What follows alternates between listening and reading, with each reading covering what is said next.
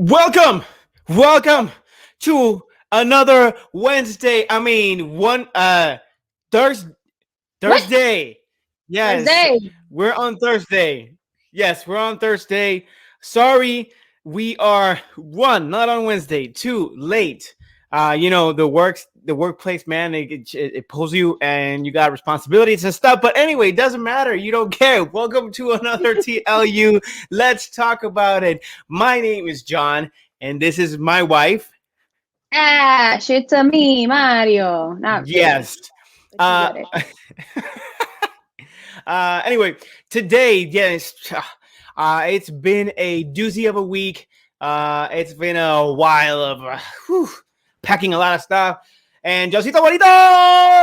Johncito Bonito, ¿qué pasa? It's Johncito like Bonito, siempre, he's always first here. Así very que, ¿qué loyal, pasa? mano. I love you Mira. so much for that. ¿Qué pasa, Johncito Bonito? ¿Qué pasa? What We is Joesters. Oye, people, let me know. I don't know if you guys noticed, but we have a new background. I think this is going to be our background going forward. Not this one specifically, but I'm just going to make a nice wallpaper-ish background with all of the topics that we have for the week. And it looks really freaking cool, man. I hope you guys like it. So now, with this, sup? Hey, sup, Bianca? ¿Qué pasa, sister? Sister? Ahora, I want to ask you something, and everybody, whoever's here at this moment, do you agree with having this, right? This right here, or just this, and this shows up? Like, what's up? Sorry. So, I like it better like that. Yeah, that's like the thing. We were talking because I was telling John that I'm wearing a Capcom t-shirt. Mira. Capcom. I know, silly. I was playing around. Mira, I'm wearing a Capcom t-shirt, but you can never see it because we have mics. That's why. Hola, bendición. Woo! Hello, bendición. Hello. Hola. Mano, I had to wait the entire day. I'm so happy that you actually wait for us. Thank you so much. That means that you care. That's so sweet. That's so sweet of you.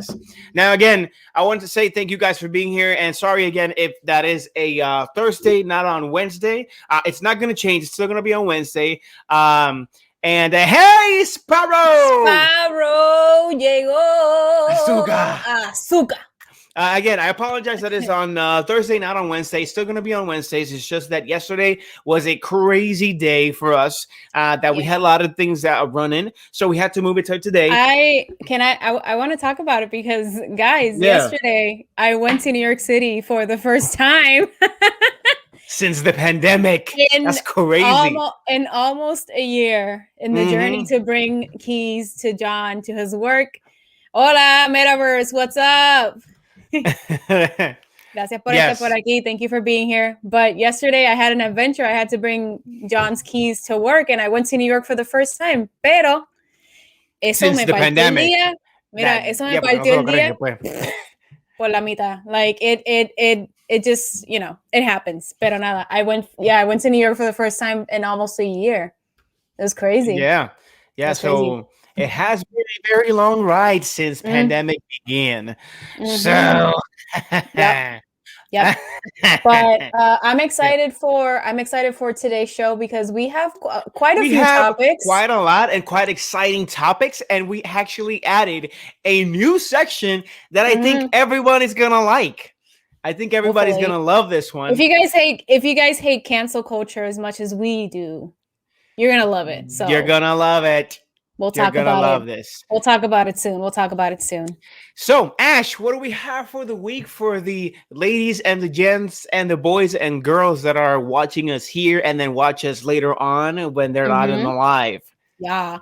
So this week on the Legacy Universe, I want to start by thanking everybody who has joined our universe on YouTube. Yesterday, we reached 200 followers on YouTube. Yes! 200 followers. I said followers, subscribers. Legacy Universe. I'm sorry. Subscribers, not followers. I'm so used to Twitch. But we reached 200 subscribers on YouTube. So thank you to everybody who has joined the Legacy Universe on YouTube. And speaking of what we have on YouTube, we have the trailer reaction for Mortal Kombat.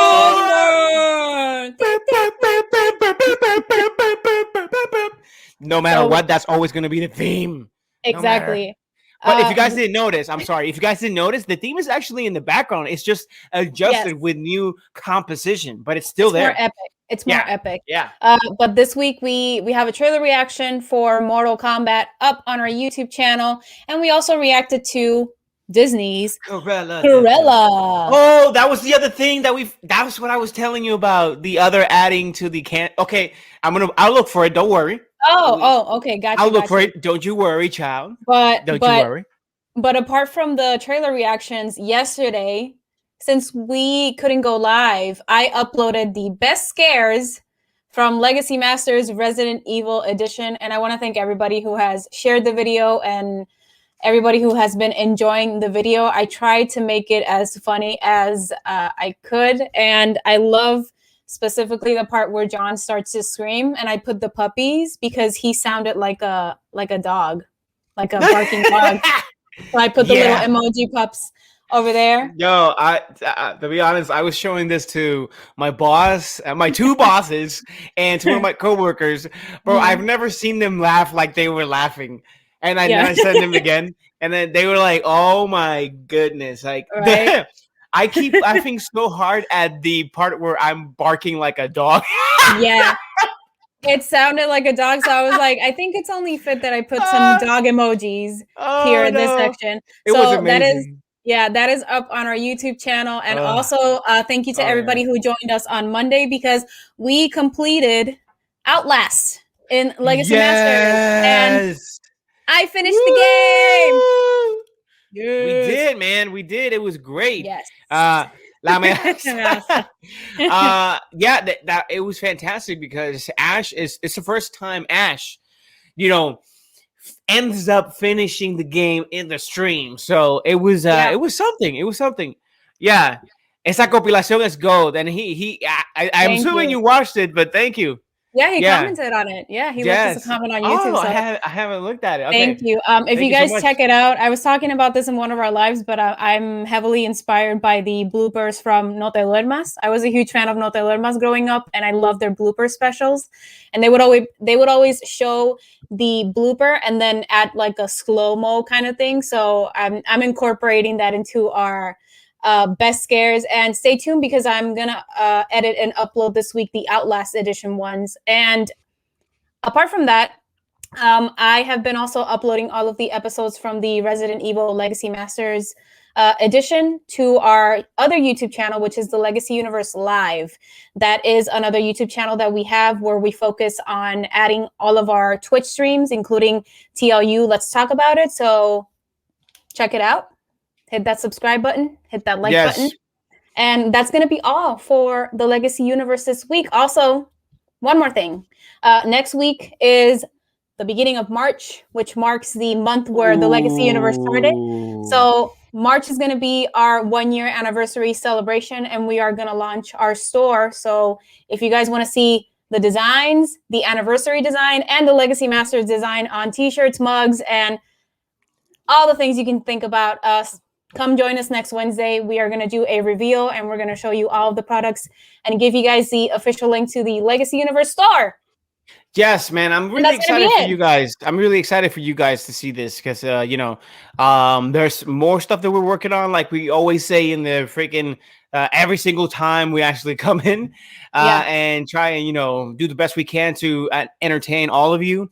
Because that's really what we thrive on. We love doing this. So we want to continue entertaining. We want to continue showing you that this matters to us and you guys matter to us. So bit by bit with these things, we want to show our support, and thank you also for you guys showing our support, which you do every single time you tune in. So thank you so much. Yeah, thank you to everybody who has joined our universe either on Instagram, Facebook, Twitter. We do have. I always forget that we have a Twitter. Isn't that funny? Facebook. We're not used to it. So and here on Twitch, and also a big thank you to our subscribers. You guys know who you are, so thank you for supporting us. Thank you so always. much. That's going to be all for what is up with the Legacy Universe. We'll have more updates next week. So yes, I'm jittery. I drank my coffee. Sorry. I gave him coffee because, long day at work. I had coffee too because I needed it. So don't we all? Don't we all? Don't we all? Don't we all? All right. I completely forgot who started this, so I'm sorry if it was me or you. No, you. Okay. The first news? Yeah, it's me. I'm excited to talk about this one.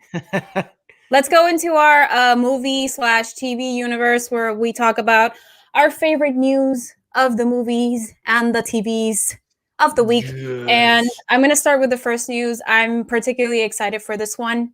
It's the fact that there is a rumor that Mina Massoud is going to play Ezra Bridger in Ahsoka. Oh my Interesting thing. When John started watching Star Wars Rebels,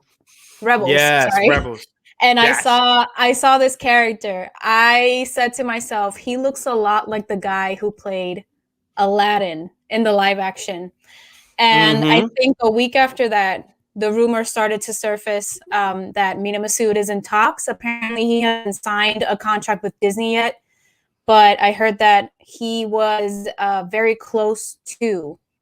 And I think this is perfect casting in terms of how he looks and how much he resembles the character. Yeah. I would say that the only thing that I've talked to people about is I'm kind of worried about his acting, because even though I liked him in Aladdin, I think his work in Reprisal, which is a series that premiered on Hulu, is by far better than what he did in Aladdin. So I really hope that if we get to see him play this character in the show Ahsoka, that we get what we saw in Reprisal, not so much Aladdin. Yeah. And to be honestly, I think that what we're gonna get from Mina in this is exactly what we should. And it is Ezra Miller, because as I'm watching Rebels, which I'm actively actually watching it, his growth is actually more mature. So as we see, whoever hasn't seen Rebels, it's actually a great show, and people say that it's actually way better than Clone Wars. I tend to slightly disagree, just because Rebels was actually what do you call it? A bounce off Star Wars, Clone Wars, in terms of the animation, the creativity, the story is more down to earth. But when you think about Clone Wars, it's actually something that is exploring the missions, the entirety of the experience of the characters that we already know. Now in Rebels, we don't know these characters, so what we're doing here is actually creating a new story that people are actually getting involved with. So the only character that we actually know from Rebels, I believe, is Mina or Ahsoka? I forgot. No. That's actually one, but it's the lead character, one of the lead characters, which is the pilot for Ghost. The green one? Yes, pilot for Ghost.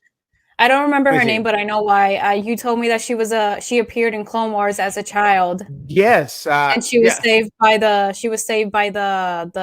Obi-Wan squad. Yeah, and then she goes up to be a pilot. So I know who you're talking about. I don't specifically remember her name. I want to get it. Hera. Here we go. Yes, Hera. Hera is her name. Her name is Hera. She actually was in Clone Wars. So again, Clone Wars is a great show, and honestly, the greatest seasons, they're all pretty good, but the greatest seasons of Clone Wars is season I believe 6 and 7. I think it was 6 and 7, yes. But in Rebels, I truly believe that Ezra that could be played very well by Mina, and it's more of a different attitude and a different perspective that they can do, and it's something new. Because remember, when a Jedi keeps evolving, he becomes more mature with the Force, and especially in the fact that the way that he's being trained is actually the new way where you can actually tip a little bit of the dark side and understand it. So I think that he's going to be great. I think that if this becomes true, I don't think he will disappoint, because by the point that Ezra is who he is, I think is Mina Massoud right now. So in terms of the acting, again, he already is a well-known actor.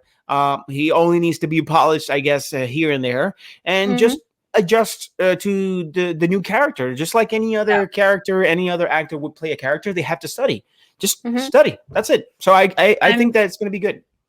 Yeah, and I was gonna say I think it's gonna be interesting because if you guys are not up to date with the storyline that they want to follow in Ahsoka, basically, shut up and grab my money. Uh, basically, when last time that we see Ahsoka, it is in the Mandalorian, and she is actually searching for Admiral Thrawn, who has Ezra Bridger. Correct. So I think it's going to be interesting to see, me seeing him here and there in Rebels, and then seeing where he might be now as an adult, and see Ahsoka's journey and searching for him. I think it's going to be interesting. I think, talking about Star Wars is having a very rough moment right now with a lot of things that are happening outside of the shows and the whole acting thing. So I guess we'll see. I also want to say that I'm happy for him because if you guys didn't know, Mina was one of the few people who actually spoke out because he was not getting any auditions after Aladdin. Yeah. I think he had Aladdin, he did Reprisal, and then he wasn't getting any work. And the pandemic hit, and I think he just did a movie in Egypt, though. Yeah, that'd be great. I would love to just be very independent in that way. Like, I am not crazy about the money like that. I really want to expand and do movies of in every single place for every single one, and love, because we love the craft. Of course, it's a pleasure to be on a Star Wars movie or Marvel universe or anything that has to do with comic book wise, but just to be in a movie and be able to do something with a craft and put your passion into it, that is already, to me, personally, as a working progress in terms of the acting and thriving like you and me, it's already a pleasure to do something like that. So yeah. I guess we'll see. We'll see what's going to happen with also the show, because like I mentioned, Star Wars is going through a really rough time now, and I've heard that Jon Favreau and Dave Filoni are doing rewrites for both The Mandalorian season 3 and for Ahsoka because of the Gina Carano situation. So, oh my goodness, we got something about that too. Yeah, I guess we'll have to stay updated, but I'm really happy for this news. And if this is happening, I can't wait to see him as Ezra Bridger, and I'm happy he's in the Star Wars universe. So, what do we have next? Yes, so right now, what we're going to is, boom, Angel Manuel Soto to direct Blue Beetle film for DC, mi gente. Mi gente.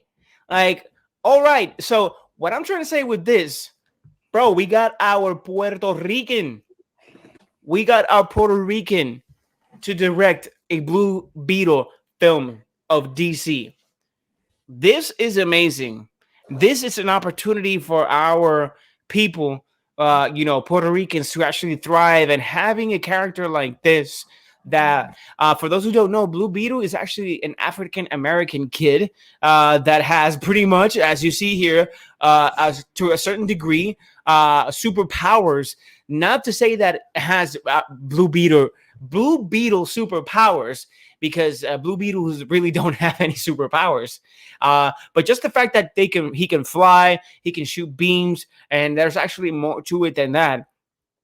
The truth is that it's a proud moment for our race and for this to be happening actively. But there is actually no slated date for when this movie is going to come out. Of course, they're just in pre-production. They're beginning to actually, hire their actors, their producers, and all that kind of stuff. But we just know that we already have a director for this film, and proudly a Puerto Rican.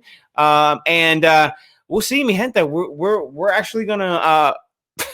We're very looking forward to this, just like we looked forward for a game of Miles Morales. But I'm very much anticipating this game. Now, real quick, if you guys are wondering, Ash just took off for a second because she's working on switching internets. It's giving her a problem, and I'm pretty sure you saw it. But I believe she's back right now, if I'm not mistaken. Right? We're good? We're good? Okay. No, I can't. I can't go to the other internet, so I guess I don't know. I have to reprogram my setting tomorrow before reload. We'll work on it. Sorry, guys. So if I disappear, then poof, perdona, Sai. Yes. Yeah, okay, no problem. So, I was just talking about el puertorriqueño Ángel Manuel Soto to direct the Blue Beetle, and I told him that it's a proud moment for us Puerto Ricans in this moment. You know. Yeah. So, what do you think? So this is something that I always want to applaud on DC's part, because even though I love Marvel a little bit more, I feel like their path to diversity is a little bit slower than DC's. I feel that DC is very open to changing the characters up. Yeah. Oh, guys, he finally got his shirts. We've been waiting for his shirt since what, 2 weeks ago? Yep. Now he got a WandaVision shirt, you know.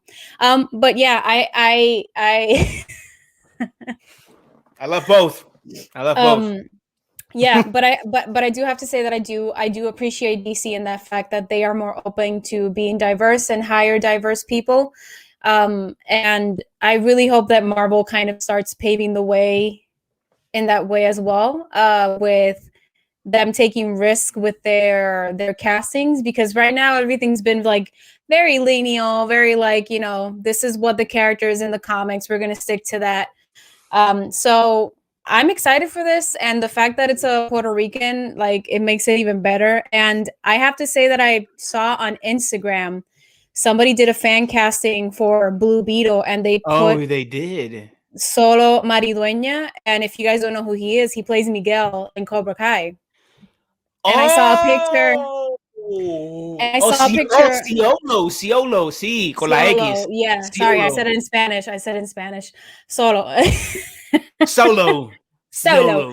But yeah, I saw the fan casting, and then I saw a picture of the character in the comics, and he looks so much like him. So I think I'm down for that. Yes. Paola, I was gonna say, check in Hot Topic. They have discounts right now. So yeah, they do. Really good discounts. Well, check our store. We also have merchandise there. Don't worry. Oh yeah. Yeah. I think that's more important. But right? It's not like WandaVision. Being my sister. She's gonna be like, it's not WandaVision. Anyway, mano. Aquí tenemos. Yo pienso que DC se ve súper forzada la inclusividad. You know what? I kind of disagree. And I respect your choice, man. For sure. If you look at it that way, I completely agree with your, choice. But I think that it's not too forced, because look at this. Even before this began, Jason Momoa is Aquaman. Jason Momoa itself is not white. We've seen Aquaman in the comic books be all white every single time. Now, what really makes sense for Jason Momoa to be the Aquaman is because you follow the heritage of Hawaiians. They're like ancestry religion follows the entire sea. Like it's more, it's the sea. So why not make this Aquaman a Hawaiian guy that looks big, strong? Like this guy can kick anybody's butt, and definitely can look the part with his dark and gold hair that he has. So it kind of flows into that a merger of race. So I understand, like, even Marvel, like, you know what? Marvel also does it right in the sense where the characters are already there. They're already built. I understand when you say that, Marvel does it less. Marvel does it more with things that are being new. Not with the things that already existed, because you can't put a Black Vision. You can't put a Black WandaVision. Wanda. You can't put a Black Spider-Man. You know why? Because there's already a Black Spider-Man, and his name is Miles Morales. But you can't put Peter Parker Black. You know what I mean? Yeah. But it kind of makes sense to make Aquaman, because when we follow the Hawaiian heritage, we've in real life and all that, it kind of blends in smoothly with the role. So if we talk about forcing, if Marvel, goes away from what they're doing, now they will be forcing, the race thing, which is kind of like when they had this situation and this statement that they put out that, oh, Black Lives, something like this and whatever. It's like, you don't need to put that out because then you look like a scared dog, like a scared puppy. You just do it with actions. Stop putting statements about how Black lives really matter and stuff like. Just do it with your actions. Just put more characters in the front. And I really am so waiting for the new movie that's coming out of this Japanese girl. What was the name of it? Which the one? Dragon, the one with the dragon. Oh, Raja. I really can't wait for this movie Raja to come out. It's gonna be so cool. It's so good, and I can't wait for that. But I understand. Mm-hmm. I understand what you're saying. And here we go. I will when it comes out. It's already out in March. I'm kidding. Anyway. Guys, Spider-Bubble! Llegaste a tiempo. You're here on time. You're here on time. Cap Jack. Hey, how you doing? How you doing? What's up? ¿Cómo están, bellosos? Ya tú sabes, nene. Yeah. Estamos bien. Pretty cool, man. Thank you. Exacto. Marvel ya viene inclusivo desde el source material. Por eso. I understand. It's a valid point. Sí. Exactly. So anyway, that's pretty much it. So let's jump to the next news. I believe, Ash, this is yours, right? If I'm not mistaken. Sorry. Yes. So this is for Disney Plus fans right here. I'm excited about this one because basically they announced that Disney Plus is set to launch a series based on the Magic Kingdom universe. And if you guys don't know what the Magic Kingdom is one of the most popular Disney parks in Orlando, Florida, because in California we have Disneyland, which I always say that Disneyland is like a mix of all of the parks in Orlando, but in one thing. Wow, really? What? No, I was chewing on a nail that was bothering me, and then I poof. No, exactly. I'm not doing that. And you did it, and you did it. I did it right there. You did it right there. I thought you meant like I spit on like no. Fuck the park. No, like no, I didn't do that. I was just chewing. Sorry, no. So yeah, no, Disney, no. Please hire me one day. Ronald D. Moore is in the process of developing multiple TV projects at Disney Plus that will be set in Disney's Magic Kingdom. The first project will be the Society of Explorers and Adventurers, which Moore will write and executive produce. The series is loosely based on the fiction organization of the same name that is part of the Disney theme park lore. In the show, the theme, lands, and characters of the Disney parks and classic films all actually exist in another reality. So I am very excited for this. Whoever knows me knows that I'm a super geek of theme parks in general. I love going on YouTube and watching like history videos about how the parks came about, how the attractions came about, and what they resulted in. So I personally think this is freaking great, and I'm very excited to see this show. What do you think, John? To be quite honest, it is something that not a lot of people expect, because I understand. And here's the thing with this word: we didn't ask for it. Mm-hmm. No one asked for any movie, for any show. You only ask when there's one of them and you want a sequel. That is when people ask, or like a second season. Nobody asks for anything. So every time I hear, "Oh, I didn't ask for a movie of whatever, a pencil that has legs," nobody. I know, but what if I put it in the movies and then you end up liking it? Huh? Mm-hmm. You're glad that I made it then, right? So shut up, okay? So I am going to want to see this when it comes out, and it's going to be interesting because it's the theme park. And in the theme park, there's so much that you could find out from, and you're just the pursuit of like discoverability. And so it will feel, I hope it feels like you were in the Magic Kingdom, but it just bursts and explodes in what imagination would be when a kid goes into Disney World like that. Yeah. So I am excited to see what they can do with this. This is actually something very new. Somebody doing a TV show based off on a theme park. So yeah, I'm excited. It's pretty cool. Because this is going to be, I think, the first series that is going to be focused on the Magic Kingdom. But if you guys didn't know, there is a movie that's coming out that is Jungle Cruise, and that is an attraction at the Magic Kingdom, which is very popular, but now it's going to be reworked in order to kind of mix in with the situations, because it has problems with like racism and certain how they depict certain cultures in it. So I'm super excited for this, to see this. And this opens the door for so many other things also in Disney Plus, because there's the Animal Kingdom, there's Epcot, which Epcot basically is you travel the world in a park.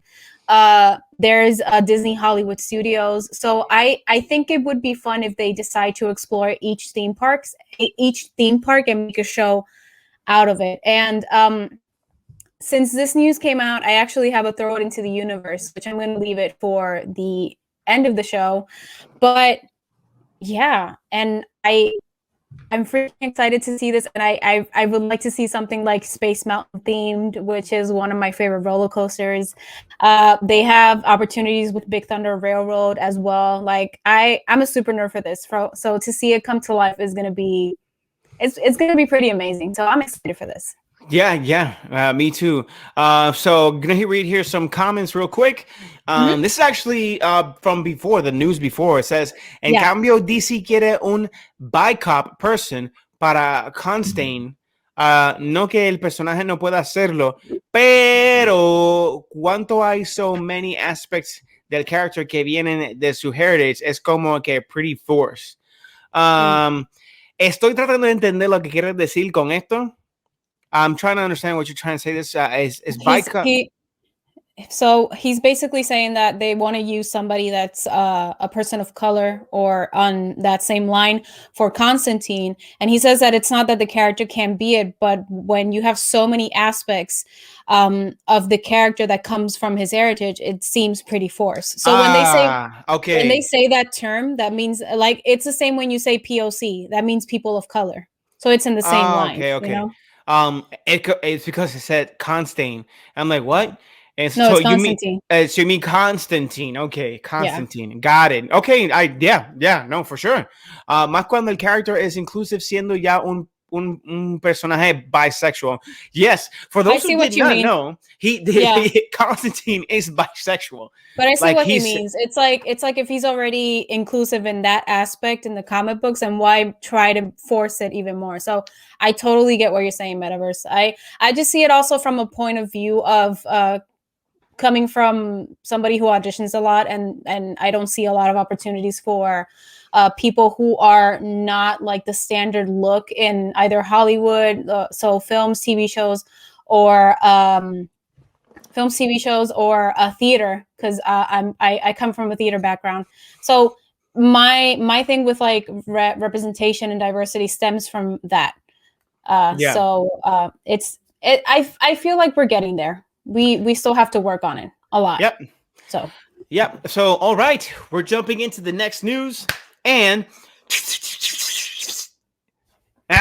you already know what that means. My favorite. Right. Spider-Man, the title. He's right above me. Wow, mira lo que hice con el micrófono. I got so excited. That you it was way down here, and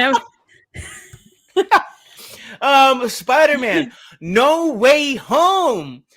Title announced via teaser trailer along with first images. We're gonna put up the image right here, and pow! Here we go. No Way Home. Okay, I'm gonna ask everybody, what did you think about this title? I think it's pretty cool. You know what I love more? I have my thoughts. Better. Oh my god. Yeah. Cancel it. I don't like the title. Cancel No Way Home. #cancel Spider-Man now. I don't like that there's another home in the title. Okay, but why is Peter not No Way Home? I'm kidding. Anyway, I love the font. I love the color of the Spider-Man. I love the Spider-Man colors. Like my favorite color is blue and it's orange. So what does You that know mean? what? Is that could that be that there's a sign like orange, like shocker or like strange type of thing? No. You know what it reminds me of? Miguel O'Hara. Miguel O'Hara. Oh my God, the Spider-Man that I would love ever to play, and then Disney doesn't know who I am. I'm kidding. Yes, no, I'm not. I'm not kidding. Marvel / Disney. I am not kidding. I would love to play that guy. For those who don't know who Miguel O'Hara is, he's another Hispanic Spider-Man from 2099. He is, and I believe Miguel O'Hara is actually a gay Spider-Man. Oh, for real? Yes. If I am not mistaken, if I'm mistaken, I apologize, but I think he is gay. And he was written like in the 90s. And this is huge. Let us know in the comments if that is true. That would be. I would love to see that. I would love to see that though. Yeah, definitely. But reading some comments real quick before we continue here. Finally, we have a title, and it sounds like a song title. No way home. I'm so lost in the multiverse. Doobie, Madam Web and Strange. Or it will be a teaser to a new Spider-Man suit. Nice, Paola. Yeah, I like that. That's actually pretty cool. Yeah, I thank God that's the title and not Phone Home. Hola, Aldros. What's up? Yes, what's up, Aldros? Well, I mean, I saw. Can I say that I saw a worse one? I saw Spider-Man on top of a Home Depot. Oh my God! I was like, get out of here. Spider-Man Home Depot. It was like Spider-Man gets tools to jump multiverse from Home Depot. He needs a wooden magical house or something. Anyway. And then you see Tom Holland doing all the commercials for Home Depot, like shopping at Home Depot and stuff like that. So, hey, Aunt May, can I get the wood and I'm Spider-Man. I'm Peter. It's pretty cool. So we finally got a title, No Way Home. Now this could mean a lot of things. Spider-Man Home Improvement. This is so cool. Nice. Spider-Man Home Improvement. I like that. I like that. This is really cool because this opens the gap, the gateway to a lot of possibilities with the title. Again, like Far From Home was definitely far from home, far from New York. Well, it was Homecoming first. Oh, Homecoming first, which definitely was a homecoming. It's like, welcome to your home. And as you're being Spider-Man, you're going to get your ass whooped. That's your homecoming. Now, Far From Home, you're definitely far from home. You're not home. So nobody can save you like they used to in terms of like Tony Stark or... Which is the best one so far. I think this one might top it. I still think Spider-Man 2 is better. Anyway, I mean in the MCU. But I love it. I love it. I love the movie. And now we got No Way Home. So that could be one of many things, but I'll give you one of mine. And it definitely has to do with everything that's going on with the multiverse, with WandaVision. That's opening the gaps to the Nexus. The Nexus exists. For those who don't know what the Nexus is, which was actually presented in a commercial of WandaVision of the last episode before the one that's about to come tomorrow. The Nexus is actually a gateway or a universe or a door, you could call it, to multiple realities. That's like the gateway or the reality itself. So it's kind of like a confusion. It's difficult to explain a little bit, but the Nexus is something that when I saw the commercial, I'm like, no freaking way. And we're going to go more details. I was going to say, don't get into it. Sorry. We're going to go more details later on. We're going to talk about, of course, we're going to talk about WandaVision because, guys, tomorrow is episode 8. Wow. For sure. But the multiverse, I think this leads to the multiverse. Like No Way Home. Is he going to be going to a different universe? Is he going to be meeting the other Spidermans? Oh, yeah, for sure. Yeah, mira, Tom Holland has gone in this thing saying like, I don't know about any cameos or like Toby or Andrew. And I was like, my guy, like you just posted on Instagram a picture of you dressed as Spider-Man with your brother saying that you just filmed one of the most epic scenes and one of the most epic scenes that has topped your career. And after you post that, you go on interviews and you say, I don't know anything about like cameos and stuff like that. I'm like, my guy, come on. We all know they are in the film. we all know that everybody is making an appearance in this film. Yeah. So, like, Tobey Maguire is back on Twitter as well. So, if that doesn't confirm it, then I don't know what does. But in terms of the title, I have this crazy theory that we might see what happened in the Fox show, which was one of my favorite shows. I think it's my favorite show of Spider-Man. That Peter goes into the multiverse, and then that's how the show ended. So we never knew what happened. So I think that this film, Peter might end up getting lost in the multiverse, and then probably it's going to be MJ and Ned trying to get him back, or probably all three of them get lost in the multiverse and they have no way back home. Oh my God. If you guys can see this, I'm having the craziest goosebumps. So look at that. Mira pa allá. I hope it's all of them. And I think if it's all of them, that gives room for Ned to actually become a hobgoblin. And it actually, something happens in the multiverse where his reality gets distorted, and something happens just like what happened to Monica when she was going through the barrier. Jesus, I'm talking about Wanda. This is a problem. Sorry. I tell him to wait. This happened on Friday too, on Reload. He was like skipping all the news, and I was like, "What's up?" And then he's like, "I just wanted to talk about WandaVision so bad." And I'm like, "I know, but we got like 5 news, we got like 5 more things to talk about." So we're gonna talk about that later. I just want to read one comment that is like, "What are you, bro?" We're talking about something completely different, and what the heck is this? Like, okay, cool. Mira, it's like cool story, bro. Mira, cool story. Yes, this is not what we're talking about, JJ. Alrighty. But we have pictures too. So would the villains finally be the Sinister Six, or would they introduce the Inheritors? Sure. You know what? I don't know. I think it's a huge possibility on both. I think they might be inclined more for the Sinister Six because I think so too. Alfred Molina is going to be there. That's exactly what I was going to say, because like he's confirmed for this film as well. So Alfred Molina is there. And who? There was another villain. I think there was rumors of William Dafoe filming as well. Oh no, he's confirmed. Oh, he's confirmed. Bro, you got already 2 of the Sinister Six. Mysterio is still hanging in the back. Can I say? I gotta say, I hope that Mysterio comes back in some way, shape, or form. I would love to see Jake Gyllenhaal again.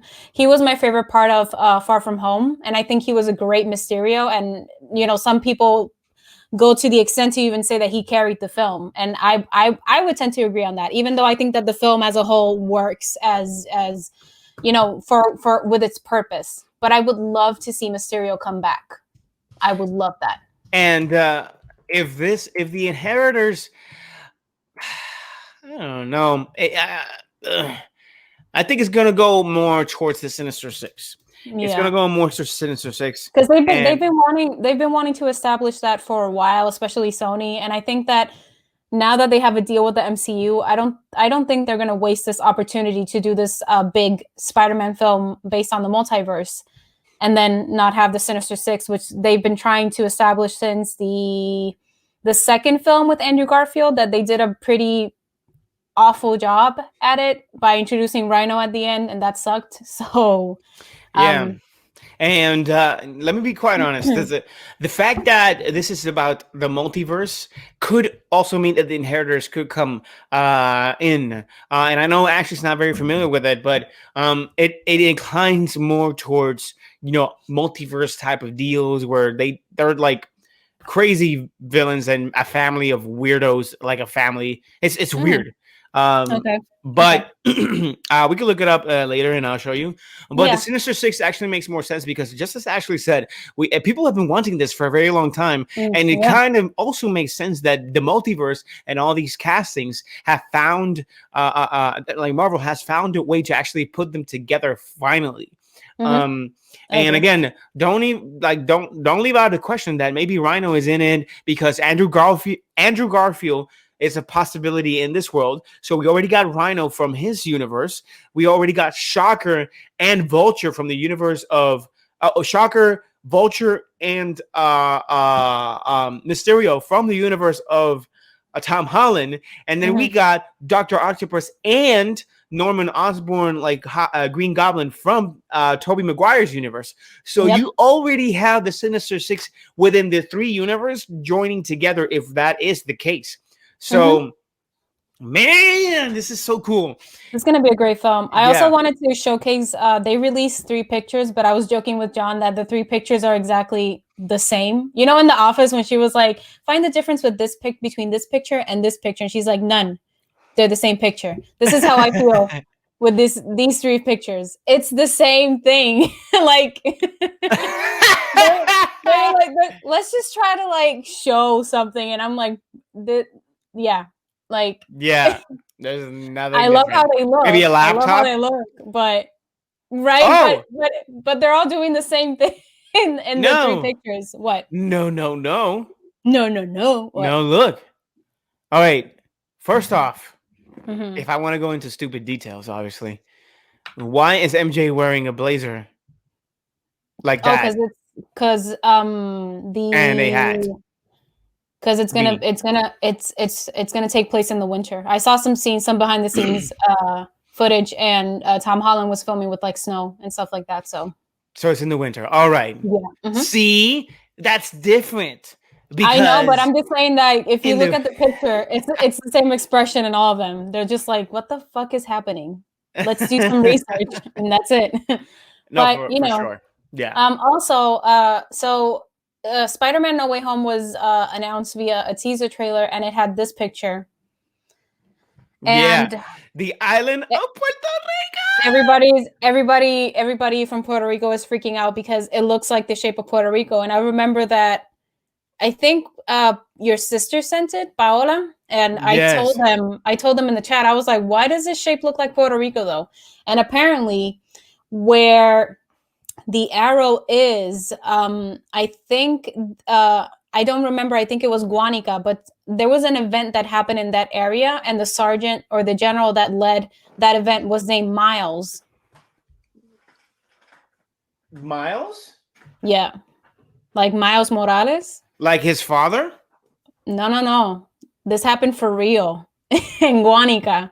Oh. This happened for real. That's what I read. So let me know in the comments, but this is what I read. And then the general was named Miles.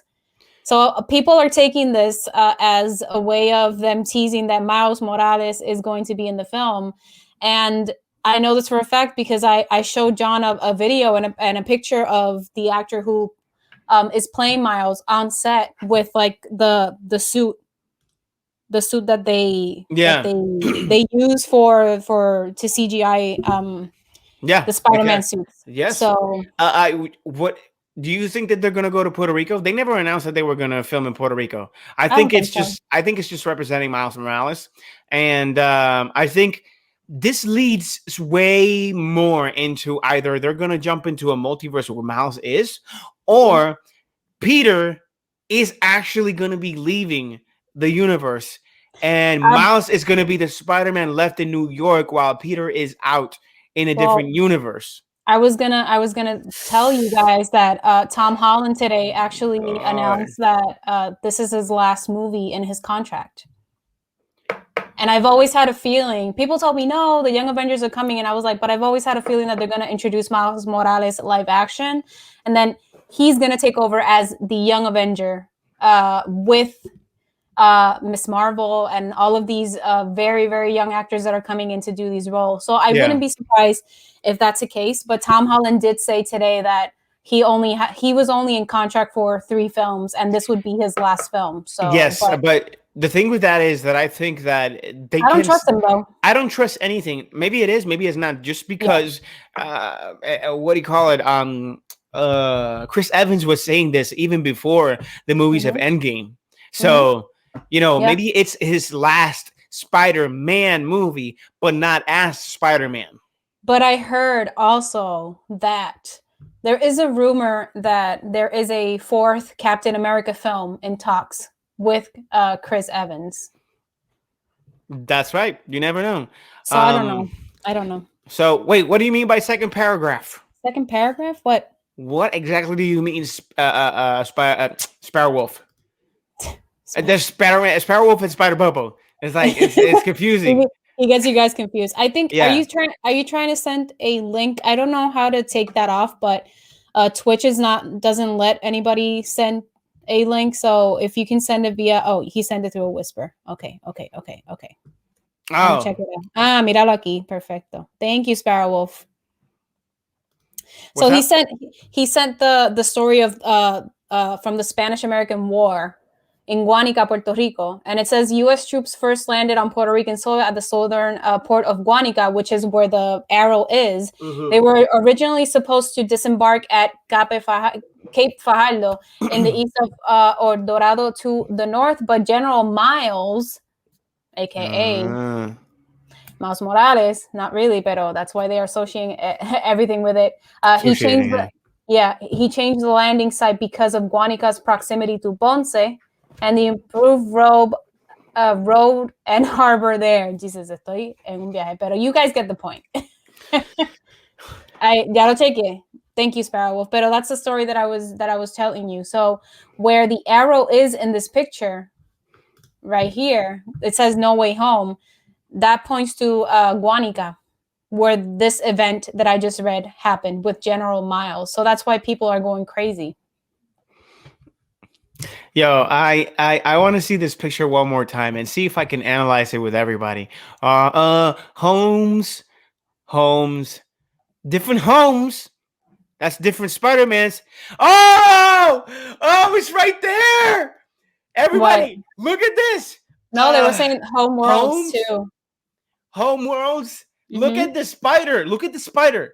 The face of Spider-Man is in homes. Like there's different homes for Spider-Man. Yeah. It's official. Yeah. Different Spider-Mans. My people. We got different Spider-Mans. We got them all. Yes. All right. I was gonna cry. I mean, I would be surprised if that's gracias, Sparrow Wolf. Thank you for sending me that. That's perfect. Yes. I would be surprised if they're like, oh yeah, this if everybody that has been rumored does not appear in this film, I would be very surprised. I think it's all happening. The multiverse is happening. So yes. Now we're gonna jump into new announcements. Ash, take it away. So what do we have? So we have the Paramount Plus. This is a streaming service that is gonna premiere on March 4th.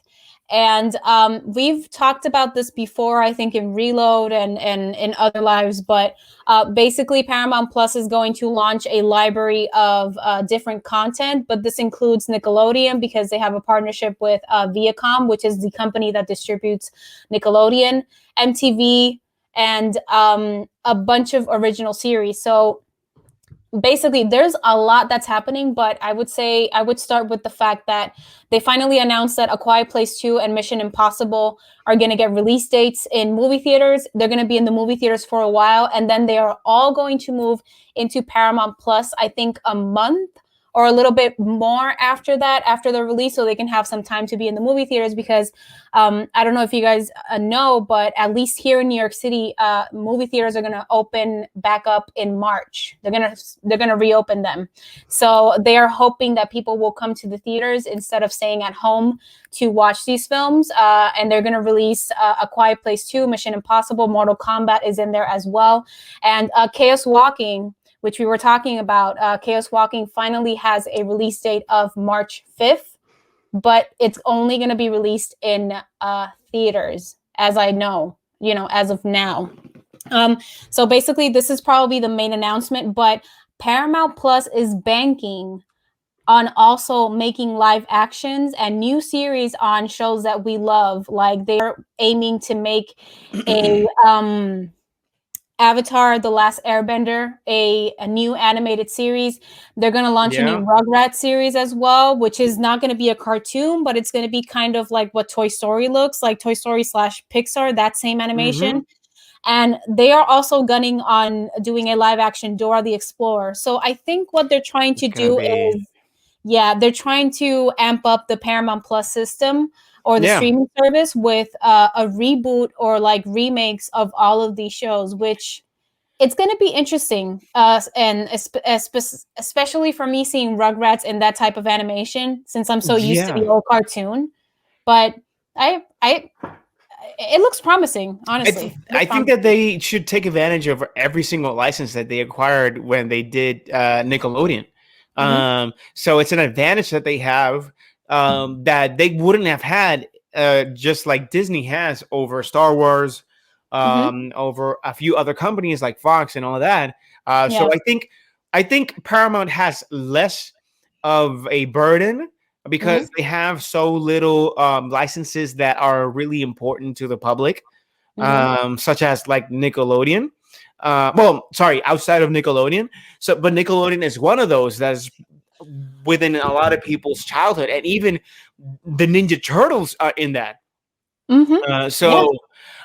It's actually something that they can really take advantage of it. And I know it's not as popular as Disney's, licenses, but it's something that they can work with. If I'm honest, for me, it is because even though I love Disney, I feel like I grew up more with Nickelodeon. And you know this because we've had conversations about what we used to watch as kids. And I think I used to watch Nickelodeon a little bit more because I liked the fact that Nickelodeon was always kind of a little bit more open to being more adult in certain ways in terms of their jokes. I mean, I see those jokes now and I'm just like, wow, what the hell was I watching, But yeah. But Rugrats, for me at least, I remember I used to wake up every Saturday at 8 in the morning and I used to watch Rugrats and then SpongeBob. And I would love for them to do kind of like a reboot or something new with SpongeBob, rather, whether it is like a new series or have them do like a I don't know, new films, new side stories, do like a Squidward show, like a Patrick show, and stuff like that. So for me, I think I wasn't very interested in Paramount Plus, but seeing all of the new projects and announcements that are coming out, I might give it a try. I might, especially because of MTV. I really hope that they have the old school MTV. When MTV was actually music Pimp television, Also, My Crib. Listen, Pimp My Ride, music, MTV Cribs, TRL, damn. Making the Video, Biography, making the video, making the band, making it like there was a show also about on Sean P. Diddy about him hiring a assistant. It was like a trial. I saw Making the Band though with when he created Danny D. Kane, and then seeing all of that season, he mixed it up with another boy group, and then he ended up firing them in the series, which I still remember to this day. So wow, yeah, and guys, come on, I would love to see some celebrity deathmatch. Oh yeah, for sure. Shout out to my dad. He hated the fact that I watched that show. My dad, I would have to wait until my dad was sleeping to turn on MTV and put it really low and be like, I want to what? He hated that show. He hated that show. And I loved it. Beavis and Butthead too. Daria. There's so many things, man. So I think I might give this one a try as well. It happened with HBO Max. I wasn't expecting a lot. And then we started watching HBO Max and they have a great collection of films. Yeah, for sure. Let me read some comments here. Don't get your hopes up, John. Yes, it's about the 3 Spiderman. Spider-Man? That's happening. That's happening, Paola. Ahsoka, here we go. Guys, did you see the MODOK series? I have no idea what MODOK is, my friend. What is that spider? Let me know exactly what that is. Let me know. And then, you had to pay extra for Disney Channel in cable. Unfortunately, yes. But at least now Disney Plus is more worth than just watching Disney Channel, that it didn't have the movies and the series and everything that it has right now, where they didn't display, all the more mature shows. And I was gonna say with Aldro's comment, I think I started really getting into Disney Channel when it was like Halloween Town, Lizzie McGuire, even Stevens. That was the first generation that I used to see that I was really into it. But as a kid, I used to watch Nickelodeon, and then Nickelodeon Junior in the morning. So there we go. So Nickelodeon was the channel for kids. Yeah. Cow and Chicken. Cow and Chicken. Oh, you never saw the parents. In Cartoon Networks. No, man. No. Cow and Chicken was so weird. We were watching so weird. We were watching Dexter's Laboratory the other day, and I was seeing, because it's on HBO Max, and I was seeing the dynamic between Dee Dee and Dexter, and I was asking John, I bet you and Bianca were like this all the time. Oh my God. Oh, and he was like, yeah. And then Paola would also fight because nobody would let her play because she wasn't too good, but then she got better and better than me. So Paola finishes the game within a half an hour. No, it's not that. It's not that. I love seeing Paola play like fighting games like Mortal Kombat, for example, because she's like, wait a minute, let me go to the menu and check the moves. She stays like this for 2 seconds, and then she's like, okay, I got it. And she already knows how to do a freaking fatality in less than 2 seconds. And I'm like, how the hell? I mean, fatality is easy. You mean like every single move. With the combos and. But yes, I know what you mean. That's like. But you know what I mean. That's my sisters. Yes. Salió casi ahorita. Oh, con razón. So MODOK. Oh, you mean the Wait, I'm confused. You mean the villain? I thought it was something else. Yes, MODOK is the small guy that has a big brain. I think it's the same guy. You remember the game of the Avengers? This guy that was in charge of AIMS, that his brain kept on growing and his body kept on getting weird. I believe that is MODOK. But yeah, Andros 86. True said they removed Nickelodeon from Liberty. Oh, Liberty. Yeah, they moved it. Es uno de los villanos de. Yes, that's what I was saying. Yes, truth. You don't know who MODOK is. Okay, I'll show you a picture. Let me show you a picture. No. He's the bad guy. He's the bad guy of the game. Okay, I know who he is. So the thing is that there's a series coming out from him. Is that the? I think that's what they're trying to say. La serie es un robot chicken. Oh. I love Robot Chicken, guys. John hates it, pero there it is, John. Es que the humor in Robot Chicken is just it's weird, pero I like it. Yeah, nah. I enjoy that. It's weird. It's so weird. Anyway, we are going to jump into the very new section that we had. It's very quick. It is for us to vent and for you guys to vent too. Let us know what you think when you're reading it, and you could just throw it out there, throw it right in there. And it really is, boom, let's talk about it. Week to week, canceled, #canceled, John and Ash rant. I mean, this is kind of your rant too, this week. Yeah, John and Ash rant. That's why it's like John and Ash rant. It's more mine. It's more mine rant. It's more mine. Okay, so let's just say John rants. Okay. I'll change it for you so that you don't feel weird. Right there. So John rants.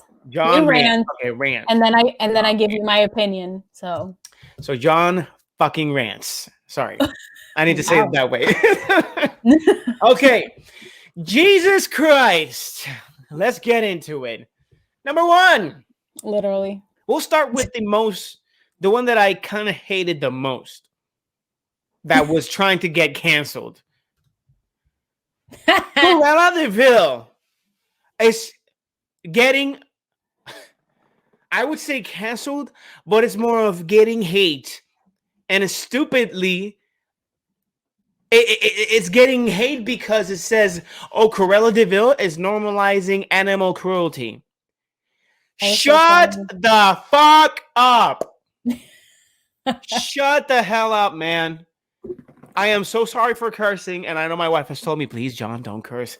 Yep. But when I'm so angry, I can't hold my back on it. Every day. I can't really. I can't really hold my back. Okay, I'm blabbering here. Okay, let me just tell you guys exactly what's going on. Right? There was the trailer of Cruella de Vil. And then people watched it. We saw the reaction and all that. And I mean, we saw people's reactions. I saw people's reactions. And we got a reaction ourselves before we actually, started watching everybody else's thing. Then I come across something that says Cruella de Vil normalizing animal cruelty. I showed you that. which is Ash. I came across because Ash So showed me that. it's my fault. I'm feeling the So fire. it's her information. Sorry. Mm-hmm. So I am just like, what the hell is wrong with people? First off, I'm pissed because it's a damn movie, people. Secondly, this character was created in around the 60s, probably even earlier than this. This character was created around the 60s and 70s. Mm-hmm. Nobody complained about animal cruelty then. And they knew exactly what Cruella de Vil did at that point. Mm-hmm. She used animals' skins to wear them as coats. Yeah. Now, she was mean about it, but if we go back into the late 1500s and even before that, why aren't you canceling Game of Thrones? Why aren't you canceling any other medieval freaking show where to stay warm, they actually killed bears, they killed wolves, they killed anything that had a skin to actually maintain their warmth in their bodies and not die from hypothermia? Why aren't you canceling those shows, huh? But you know what they're going to say, right? They're going to say that those were means to survival. It doesn't. It's stupid because it really doesn't matter. That's exactly my point. That's exactly my point. It's a TV show. It's a movie. This in particular, it's a movie. Yeah, and the show. I'm sorry. And the show and the movie Cruella de Vil is exactly. Here it is. Remind me again of de Vil's first name, please. Cruel. Ella. Well, in this film is Estela.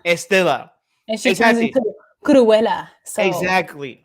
So the point of Cruella de Vil is the fact that she is crazy and she's the one doing it. Nobody is saying, and even the movies, when you watch the movies, they're not saying that what she's doing is right. We clearly know that what Cruella de Vil is doing with the animals is completely wrong. It's completely so. No one is normalizing. Cruella de Vil itself, the character, is normalizing it because she's crazy. But the essence of the movie already states that this is wrong. Us as human beings, we know this shit is wrong. I'm sorry for cursing. Yeah. It's wrong. So what the heck is wrong with people? I mean, for me, I showed John this news because it was interesting that people got that from a minute trailer. Because the trailer's only like 1 minute and 58 seconds, I think. And people are already, and again, this is all Twitter, guys. This is all in Twitter, of course. Twitter. They should blow it up. I'm sorry. People were saying that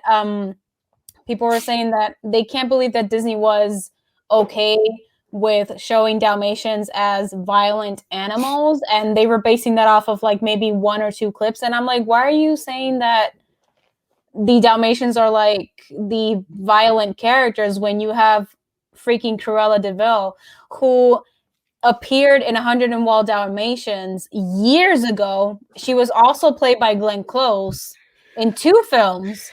And we all know that the basis of this character is that she gets obsessed with Dalmatians and she wants to make fashion out of their fur. I don't understand why in 2021 people all of a sudden are like, oh my God, this is so wrong. Disney is okay with this. And I'm just like, they're not doing anything. It's the story of Cruella de Vil and how she becomes, because I do believe that she's always going to be Cruella de Vil in this film. It's like every single movie. It's like if we go and watch Fast and the Furious, Fast and the Furious is normalizing street race. It's normalizing street racing. Oh, but you forget about the cops that always chase them when they're racing, right? So what does that fucking tell you? Is it right? Or because of the authorities are chasing them, you don't think it's wrong? It's a damn movie. Okay? And thank you, Payola, or thank you, Z Lazy Pants. Exactly. It is stupid that everyone forgets that it is a fictional character. Yeah. Thank you. And we're going to read here. The whole argument shows how stupid people is. These movies that show backstories of villains being protagonists. It's like, Yeah, and they just think that it's gonna be what does it say? No, read the comment first. Oh, sorry. Go again. No. That one I got it. Sorry. Read. Okay, yeah. sorry. And then I'll talk. Yes, people forget protagonism versus antagonism, and little have to do with good or bad, and more perspective to a specific story. Dito sea is like, damn it, that's what he's saying. Is it? And yes, that's like saying DC was normalizing Joker as well. That it's fine to kill people. Mm-hmm. It is not. We're just enjoying a tale. We're just enjoying a movie, and how a person got pushed to do these things. Is killing people right? No, but he got pushed into the verge of doing this because his will broke in a time where there was no good to be found. He got pushed down in the era that he lived in by the movie that we saw from Joaquin Phoenix. That is just a movie, and people hated that film too. People can. Sorry, I didn't say anything. I'm like, yeah, right. I didn't curse or did anything bad. I'm sorry. Okay, Cap, Ahsoka, Papu. And here we see audio only. No problem, man. You're here. These are the same people that were complaining about Boo. Oh my God! Yes! Mira, Aldros, I'm so happy. Aldros. Thank you for mentioning that, porque that to me was so. Mira, look what happened with the Mandalorian. The week before that, people were saying that Baby Yoda eating the frogs, the baby frogs, that was genocide. And I'm like, it's a freaking fictional character. He doesn't exist. We know since season 1 that he loves to eat frogs. What would stop him to eat a frog that's in an embryo? What's the freaking difference? It's the same thing. We eat eggs. Yeah, and I was telling John, like, I don't know why people are fussing about this, because when you wake up in the morning, you're like, oh, I want some scrambled eggs today. You're not looking at the egg saying like, oh, that's a little chicken that I'm gonna eat today. We eat meat. Like, what's your point? I'm eating a cow. I'm eating a lizard. Yeah. Oh, I'm eating You're eating a what? A lizard? Point is, moving on. You said it, not me. You guys, I wasn't thinking. It. Moving on. Me. Yeah. But and I remember that they were making such a big deal with the Baby Yoda thing, and then it was redeemed in the next episode because he actually became friends with the little frogs. But then Bo-Katan came in that episode, and they were like, "Why do women have boob armor in them?" And I'm like, "Because we are women. We have boobs. We need comfort in this section. We're not like guys that they don't have anything here, that they don't need for it to be shaped so that our boobs are like comfortable." And this is coming from me. I'm a girl. And I know for a fact, it doesn't make any sense. I know for a fact that as you can see, she's speaking, it is uncomfortable for women to just wear a straight armor plate. You know, give it form so that she could have room to breathe, and it's more comfortable. You know, she's saying it right there.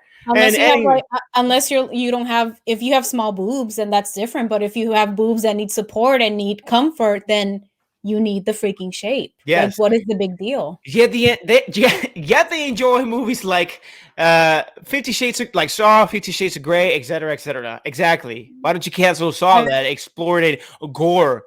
Why don't you cancel 50 Shades of Grey? Why are we still talking about this film? Like, I don't get it. I never saw this film. Not interested. No, thank you. It's the same with Maleficent. Exacto. Yep. Exactly. Maleficent. We got you. Yup. También. It's the food chain, for crying out loud. Come on. Exactly. Low. Anyway, yes. So Cruella de Vil, stupid to be canceled. I completely disagree with every single one of you that actually are trying to do this. No. Anyway, let's move on to the next cancellation. We got 3 more. All right. Yes. Okay, wait. I'm going with the... Where is it? Oh my God. Yo, everybody is going to... I don't know how you guys are going to feel, but I just feel like, again, it's fiction. Please. And anyway, let's jump into it. Boom! Jared Leto posing in prison, a psychopath, a crazy dude, a maniac, an anarchist, someone that murders, kills, manipulates, is wearing the crown of Jesus Christ and mocking Jesus Christ. I love the comments. Are you fucking kidding me? Are you canceling the purpose of this character in a movie that the character is based off mocking the entire society?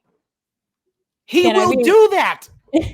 He will do that. I'm sorry. Go. Can I be honest with you? I saw that our friends at Cine PR, they posted this picture, and I immediately went to the comments because I was like, oh my God, everybody's going to be like, oh my God, like, why would you use Jesus Christ in that way? I don't want to watch the Snyder Cut anymore. And I'm just like, oh my God, like, it's not, why do people take it so personal? Yes. Like, he's a demented man. Like, I've seen crazier people on the street claiming that they're Jesus. Like, exactly. It's not a big deal. And not even that, insulting Jesus like that, you know, like I understand your religion and everything like that. But number one, it's a movie. Again, it's a baby. It's a baby. It's a damn movie, bro. Yep. This is not real. And I'm not going to say that Jared Leto would never insult Jesus Christ. I'm saying he would never do it in public, but it's not even about Jared Leto. It's about the script and the character that he's playing that will insult this type of follower and believer and whatnot and God or whatever. Bro, he mocks Superman in his face. He mocks the guy that beats him to a pulp every single time, which is Batman. You think he's not going to mock a guy that doesn't exist in his world? Are you serious?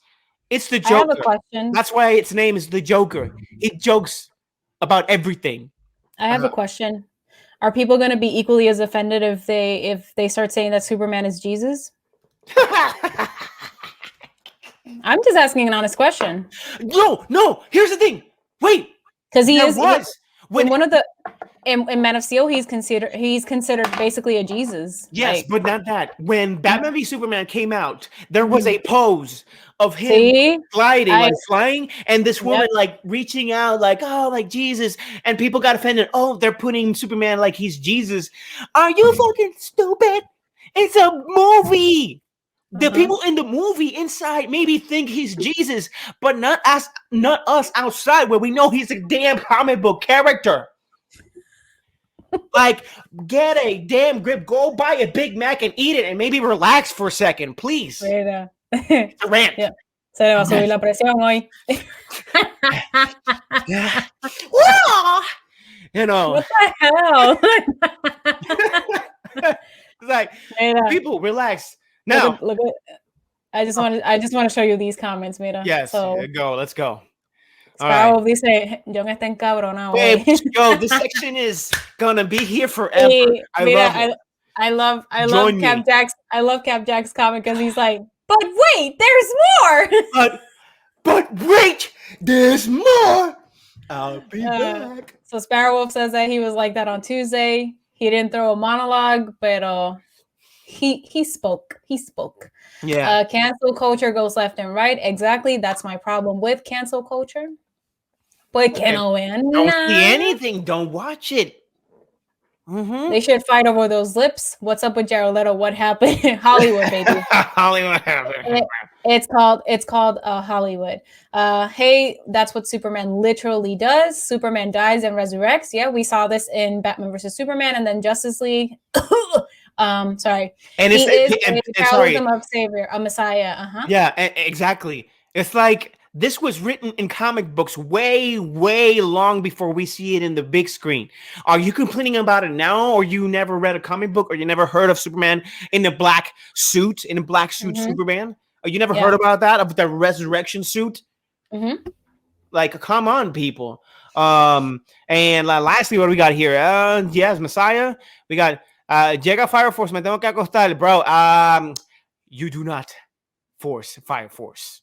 Fire Force will be there for you because we are the saviors and protectors. Give us a break. And always have been, always will be Superman. Mm-hmm. There we go. So we're going to jump to the second rant real quick. And then the third and then the fourth, which is right there in the picture. It was right there in the picture. And let me put it there. Dark side. People complaining about how Dark Side looks. Mira, fumate un peo, brother. Like, seriously, bro? Are you complaining about how Darkseid looks? And the comparison that people were making, and you can look it up on Twitter, and there's actually a lot of reports based on this, that he doesn't look like in the comic books, or that people were saying, oh, now he's looking like Thanos. Let me give you some sort of information, my friend. Darkseid existed first in the 70s. Thanos was inspired by Darkseid in the year 73. Darkseid came out in the 70s. Thanos existed in 73 for the very first time. Look it up. Look it up. So everything that has been done for the past 40 to 50 years, it's been DC and Marvel taking notes from each other and creating characters based off one another. What do you think about Quicksilver and Flash? Yep, it's the same thing. What about that? What do you think was Tony Stark inspired from? Probably Batman. I don't know. Maybe. What's up? Yeah. What about Captain Marvel? What about the Captain Marvel that existed in DC, which was Shazam? You forgot about that? So what are we talking about? Look it up. Darkseid looks, in my opinion, big, strong, buff, the way he should. And here's the thing. They said that Darkseid never wears his logo in the armor or in his chest. The logo is right there. You see the two lines that go up his neck, and they're circling in the middle. Bro, look at a comic book. Look at all the pictures. He damn well wears his logo every freaking time. So, and I got to give credit to a video that unfortunately I don't have here. I was actually looking at it, and I couldn't believe that people were actually complaining about this thing, where, that everything has to be made to their own liking. It's like we have a billion executive producers here. Yeah.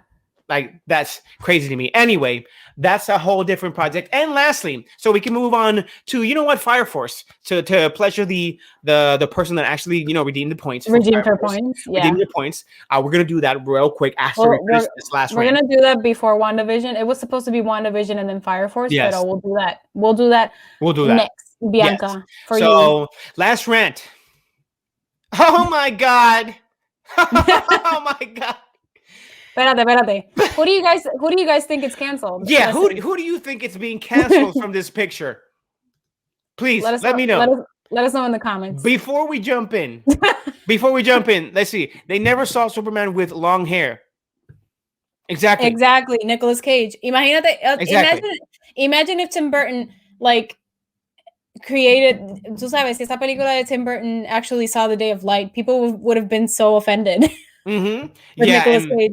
Exactly. And he says he didn't use it originally, but they added it in the New 52, and nobody seemed to bother. Exactly. That's what I'm saying. Like, the comic book came first, or animated shows came first before ever him appearing in a film, which that is exactly what people have to look at.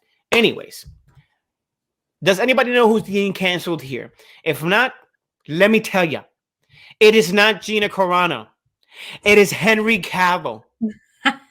Are you serious? Because they dated. Because they dated. Dated 10 years ago. Mira, Cap Jack dijo Gina. No, it's actually Henry Cavill. Bro, it's Henry Cavill. Because he dated Gina Carano. Henry Cavill. And and here's what I'm gonna do. I'm gonna share this. Because I do have the original information here already placed for you guys to see. Damn, I lost the freaking button. Okay, here we go. All right, I'm gonna start sharing this for you guys, and this is the news that came out. Twist. Yeah, plot twist. Here we go. I'm gonna read it for you. So first off, the internet is attacking Henry Cavill because he dated Gina Carano. Guys, what? This is Twitter. So please wait for the hashtag. Made a hashtag cancel Henry Cavill. Hashtag cancel The Witcher on Netflix. Bro, it's been a tough week for the former Mandalorian actress Gina Carano following Disney's decision to dismiss her from future Star Wars projects.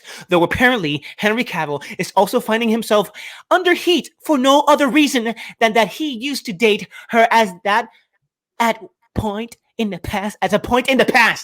dated her at some point in the past. Sorry, I can't even read because I'm so frustrated with this.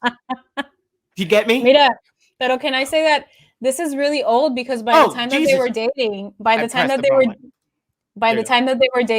this was the same time that Jennifer Lawrence won the Oscar for Silver Linings Playbook, and this was in what, 2012? It's 2021. And people, me and Ashley already knew that they dated 10 years ago. We knew this. People finding this out right now is like petty, and they're trying to look for something to destroy. Look at this freaking tweet. Just found out Henry Cavill and Gina Carano dated. My day is ruined. Also, why? Pero mira, this is my thing. So he dated her and he made a mistake because he dated her. Isn't that what dating is for? I mean, it didn't work out at the end. They haven't been together for like what, 9 years? Yes. And look at this. Henry is an adult with a life that does not revolve around social media. He's actually working filming The Witcher. He is a wonderful human being, and I guarantee will congratulate her when he meets her, but he doesn't own you or the rest of the internet anything. He doesn't owe you the rest of the... Exactly. Get off your high horse. Thank you. Brandon Ross, Cameron... No, keep going, because it's just more stupid stuff. This is why I don't like social media, especially when you're attempting to be an actor. And I hate the fact that when you go to auditions and stuff, it's like one of the first things that they ask for you, like from you. Like, do you have a social media? Or like they don't hire you because you don't have a lot of followers or you don't have like social media and all that stuff. And I hate it because I feel that, at least for me, like I have a Facebook and I only post the stuff that we work on and the lives that we do. And then I have an Instagram and I barely post there because I don't have any interest in sharing anything from my life with, like, you know, anybody, especially my personal life. Like, our personal life is our personal life. You know what I'm saying? So it's just like, I really wish it gets to a point where actors don't need, or artists don't need, social media at all. Like, this is why I've always talked about her, but I've had an immense respect for Emma Stone because she has never succumbed to being in social media, and she's still getting jobs. She's known for her work, and that's how it should be. Ezra Miller is another one who doesn't have, and he's in DC. He was in the Justice League, and he doesn't have social media. So I remember when I started auditioning in New York, they were like, "Oh, but you need to have more active social media." And I'm just like, "No, I don't, because my talent is not displayed. My craft is not based on what I post on social media or how many followers I have. Like, it doesn't make any sense to me." Yes. And it's really getting to a point where I feel like I won't have any social media at all. Only like the TLU, Legacy Universe, which I manage. Up with everybody, so, like, you know, in terms of our community. No, but we manage that page, and that's it. Like, it's so stupid. Yeah, and here's the thing, real quick. That when I went to auditions, like prior to quarantine, when I went to auditions, they would ask me for, do you have Instagram? Do you have Facebook, social media? It's like, what the fuck do you need this for? Are you here to look at my posts, or are you here to see my talent? What are you doing? Like, I felt so disearned. I don't know if that's the actual word, but I felt so brought down from a cloud of I was disillusioned. I think that's the word. I was disappointed. Sorry, I was disappointed at the fact that my talent did not matter. It was more of my social media, and people say, "Oh no, we're wrong. It's just to see if you have posted something bad." I was like, you don't need to see it, because talent is one thing. Exactly. You want to get to know me? Ask me questions. Yeah. That's what questions exist for. That's why when I remember, I have a funny story because when I used to do theater in Puerto Rico, I did a production called Spring Awakening, and I remember I didn't have a Facebook at that time. I didn't have a Facebook for like almost 8 years.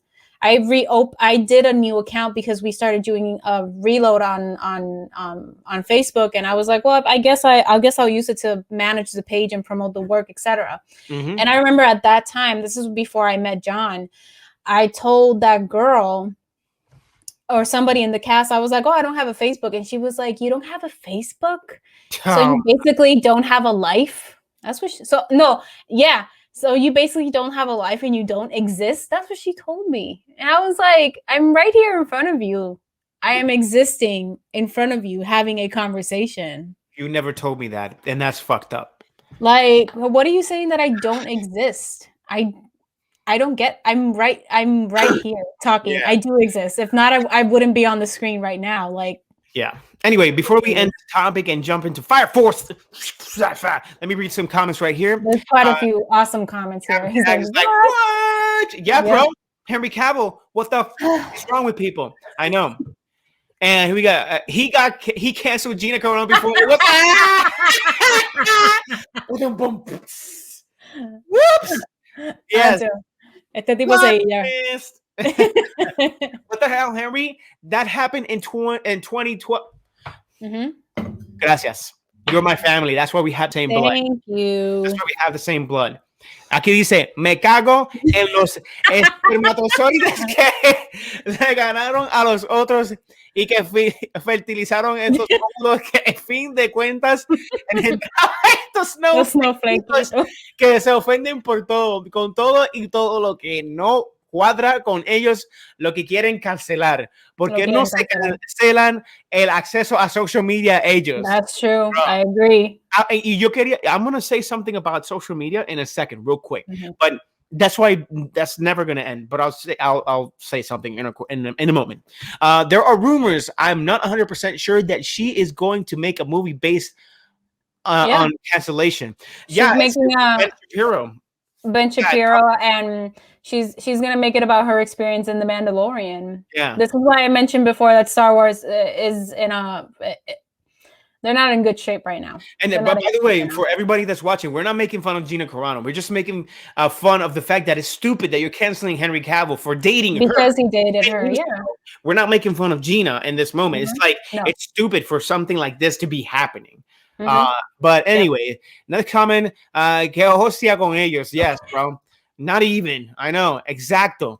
Here we go. Uno puede estar casado con otra persona que tenga 2 o 3 cosas diferentes, incluyendo y agárrense political views. Yeah. Okay. Yeah. I mean, mira, porque if this doesn't happen, then you don't have a balance. Yeah, exactly. It's like a yin-yang type of situation, you know. Not to that extent, but you get me. Yeah, digamos que Gina era su esposa en estos momentos. Ahora el especial es 2+1.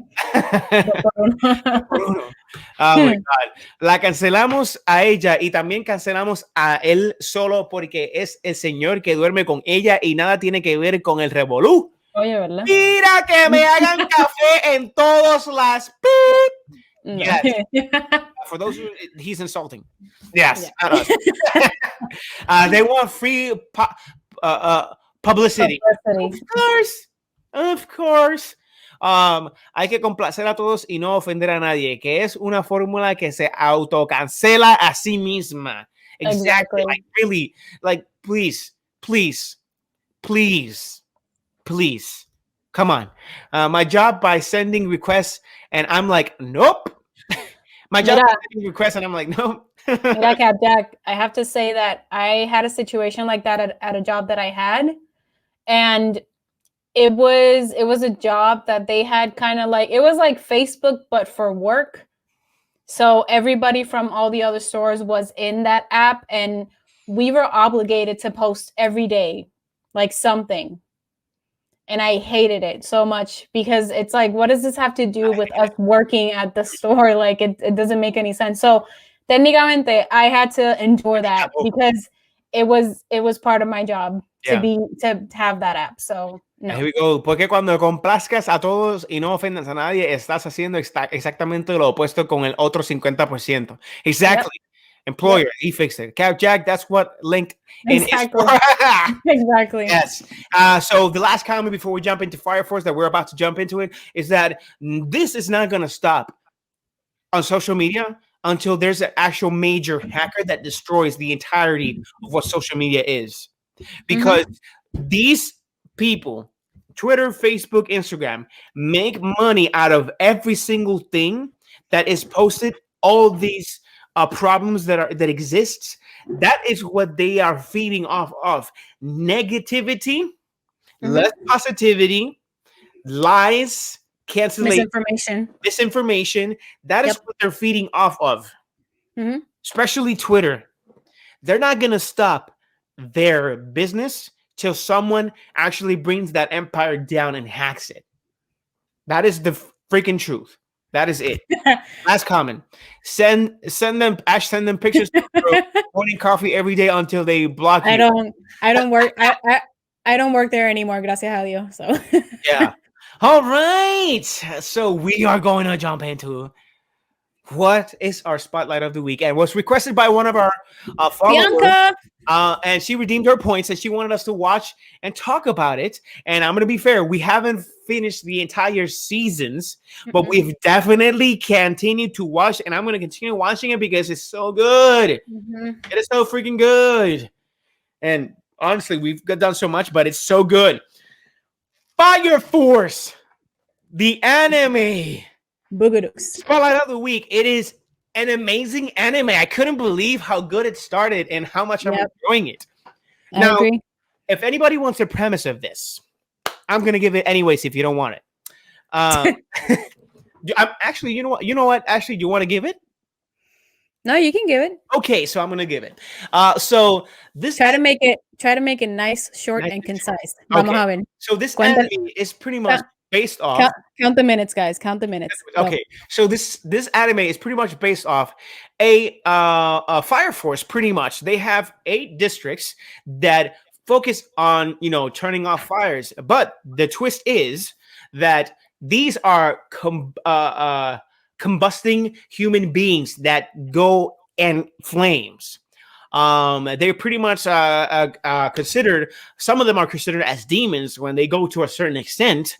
Others are just, souls in pain of human beings, and their job is to actually send them to wherever they're going with a prayer and cancel that out before they actually destroy their surroundings, burn whatever is around them.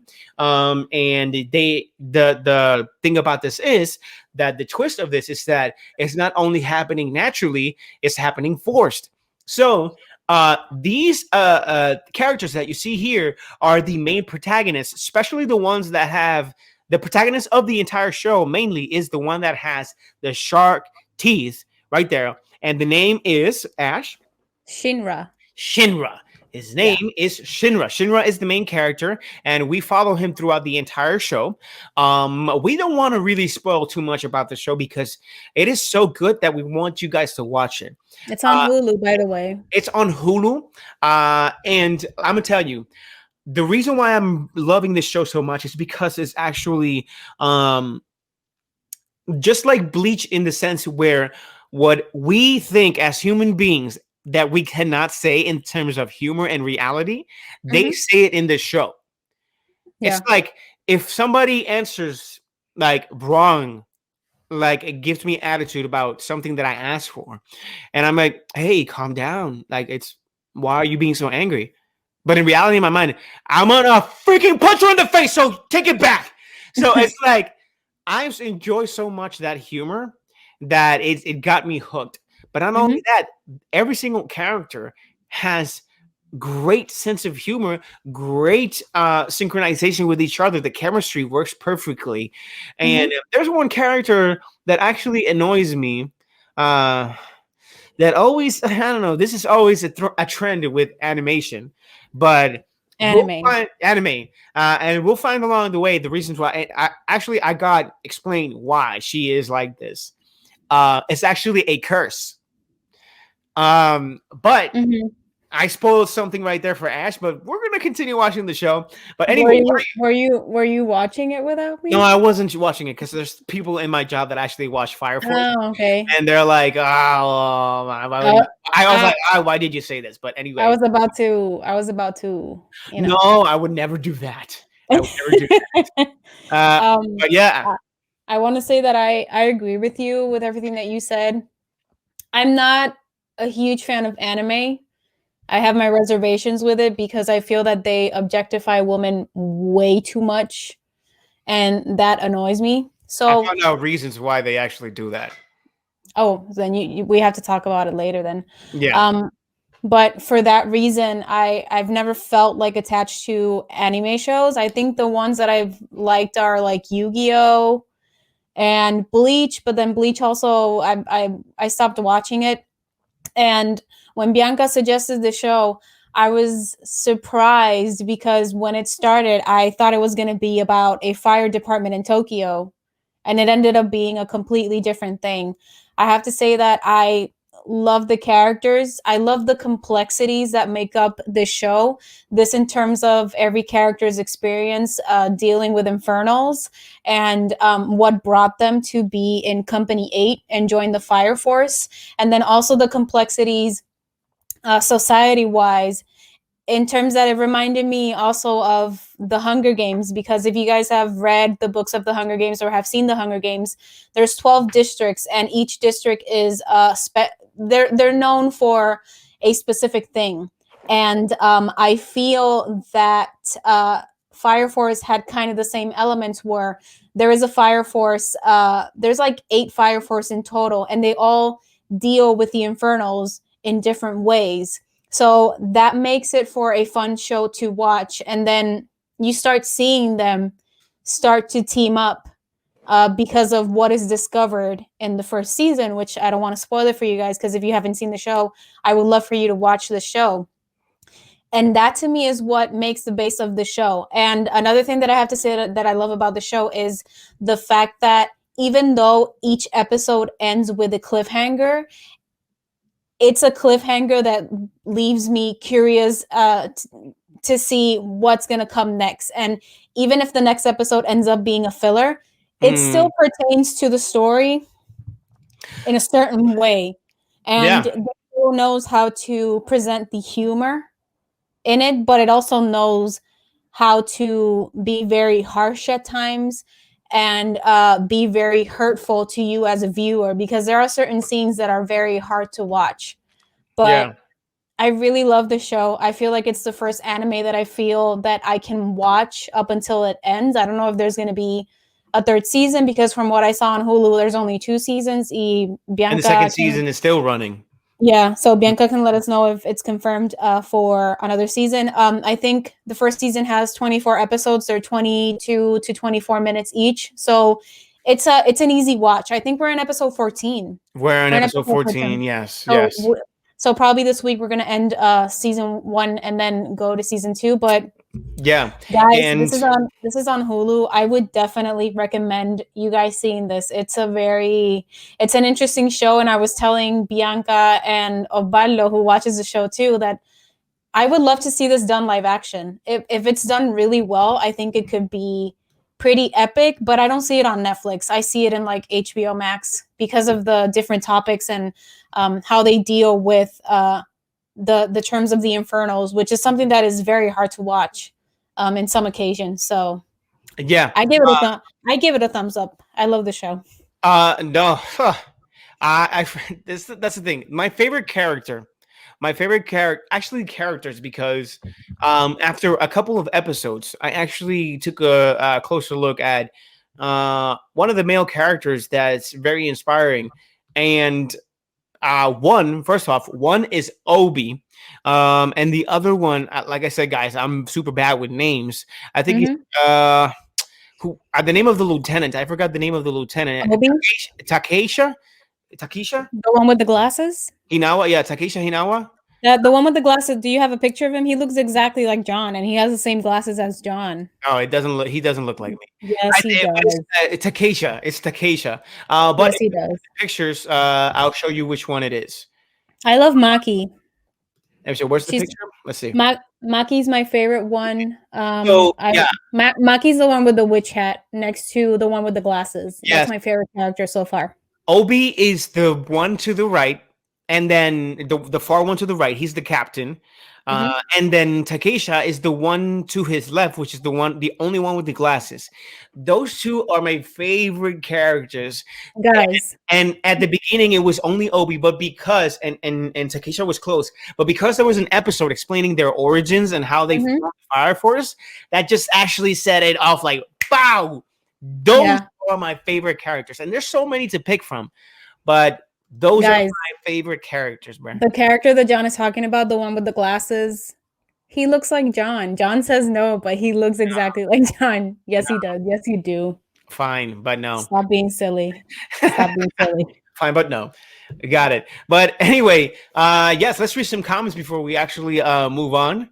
But let's see here. Okay, here we go. Alder says an anime is only as good as their intro song, and I loved that first intro. It's super cool. I love it. Hashtag fight fire with fire. And I was gonna say also that I love the fact that the first episode doesn't waste any time in showing you what the show is going to be about. Yeah, the first combustion. You see, as soon as in the first episode, you see the first combustion, and you're like, "What the hell is going on?" You automatically understand. Okay, this is not a normal fire department situation, which is interesting. I love how they're dressed because it's glowing, but and it's blue. It's blue. Yeah. And I love actually something that I also wanted to say about the animation is that it's crispy clean. It doesn't look dirty. It doesn't look washed. It's actually a good. A drawed an animated show. But Aldo says yes, best song. Sounds very interesting. It is, man. Absolutely love Demon Slayer. Have always hated the silly comedy inside anime, pero con los snips of it in Demon Slayer me meo de la risa. Está bien balanceado. Yeah, I think Bianca was talking to me about Demon Slayer. Also, we have to watch it. Yeah, I'm in for this one. De acuerdo a su descripción, man. I think you're gonna.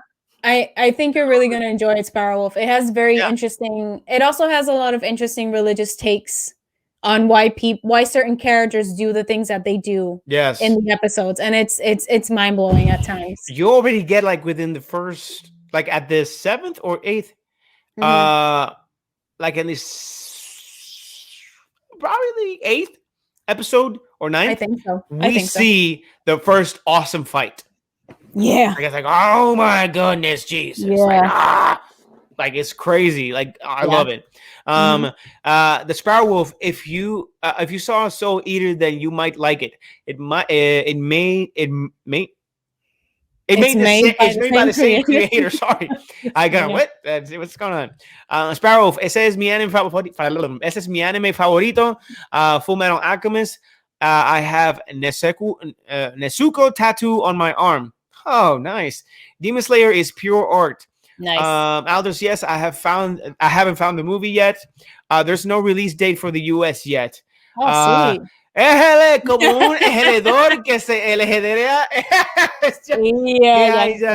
Mira, people. It's like I was gonna say, ridiculousness. Bianca, if you see that comment, there's a character in the show. Oh, there's a character that's the one with the headphones. Yes. He's always like, you have to make peace with the peacekeepers to keep peace alive, and you're just like, what the.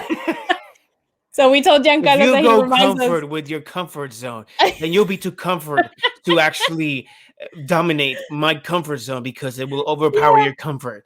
It's like, so we were what the hell? I love you. We were telling Giancarlo that there's a character that does exactly what he does all the time. That he's like, yo te protejo como un protegedor. Yes. But anyway, guys, so this is really recommended, and it's great that we got it recommended by. I give it all the stars in the universe. That's my rating. Throw it into the stars, like bow, guys. Really go and watch this show if you have nothing to watch. An anime, Fire Force is a great show. We enjoy it a lot, and we're gonna continue going through it. This review is coming from us through 14 episodes only. And we are first season super hyped on the show. So go watch it. I freaking enjoy it. We enjoy it a lot. So I'm telling you guys, I'm not an anime fan and I love the show. Like it takes a lot for me to watch anime. So this show is sick. The show is sick. Pero realmente no. Yeah. I love him. Yes. Yeah. So anyway, guys, check that out. And this is it for our week, our spotlight of the week. Now we're gonna really also, guys, before we jump into WandaVision, we're gonna talk about WandaVision now. Oh, here, man! Oh my God, we still have the state of play because we saw that today. Another news that John has. So we'll try to make the WandaVision discussion so fast. Pero I wanted to say that if you guys have a TV show, a movie, or a video game that you would like to recommend to us, and you can have it as the spotlight of the week and have a shout out, you can do so by redeeming your legacy channel points. That's going to be the little astronaut that's in the chat box, the yellow astronaut helmet. You can redeem it there. You just write in the little box what TV show, movie, or video game you would like for us to see or play, and then we'll give it a spotlight of the week. So this week was Fire Force. Next week we have Attack on Titans. Ugh, man. Attack on Titans. Which was redeemed by John Soto Juanito. So, yeah. Yeah. Oh, did you just redeem points? Did you redeem points? Wait. He says Demon Slayer like that. Aldros. Okay, Aldros, ya tenemos. He did redeem points? Oh, my goodness. Oh, my goodness. So, Aldros just redeemed points for Demon Slayer. All right. Dale. So, there we go. So, what we're going to do is next week, we're going to do Attack on Titans. And the week after that. And the week, probably 2 weeks later, because we really want to finish Fire Force and we want to follow through with Attack on Titans, and we want to finish both before we jump into Demon Slayer, so that we could have all the time for those shows. Yeah. So not next week, not the other one. The third week from this week, we'll definitely have Demon Slayer slated for let's talk about it on Wednesday. So the 3 weeks from now will be Demon Slayer. Definitely. Thank you for that. I'll just redeem these points. And Netflix. Olvídate Hulu. I don't want freaking commercials. We're going straight to Hulu. I mean to Netflix. What? Pero anyway. Ya tú sabes. Yes. So yeah, my people. All right, so we're going to jump right into, before we jump into the gaming universe, you guys know that we always talk about this. WandaVision episode 7. Yeah. Guys, tell me, I know exactly which one it was, but the theme of this episode, what was it? And if you're wrong, I'm going to hate you for life. What was the theme for WandaVision's episode 7? Let me see. My time to shine and giving theories / assumptions of the next episode of WandaVision. Yes. Look at the vein popping. Yes. I'm sorry. Put that away. That's for you only. I'm sorry. Exactly. Thank you. Mira, dice, yes, Demon Slayer está en Hulu, Netflix y Funimation y ya está el dub. Ok, súper. Pues, ya tú sabes. Dub next word. All right, let us know. Come on. Guys, episode. What was the theme of this episode? Like any others? Like we've got the Jetsons. Not the theme song, like the theme, like the entire theme. Like how it looked. What was the show that was actually used to portray WandaVision, like in the other shows? Like it's been the Full House. It's been other shows. It gives it away with the beginning, the credits at the beginning. So. Oh my gosh! Nobody knows. Nobody's said anything. Come on, guys. Dale break. Esto está delayed. Bendito sea Dios. Come on. You can do it. Okay. John wants it now. Come on. You got it. Okay, I'll give you guys. Ahí va. Ya Aldros lo dijo, míralo.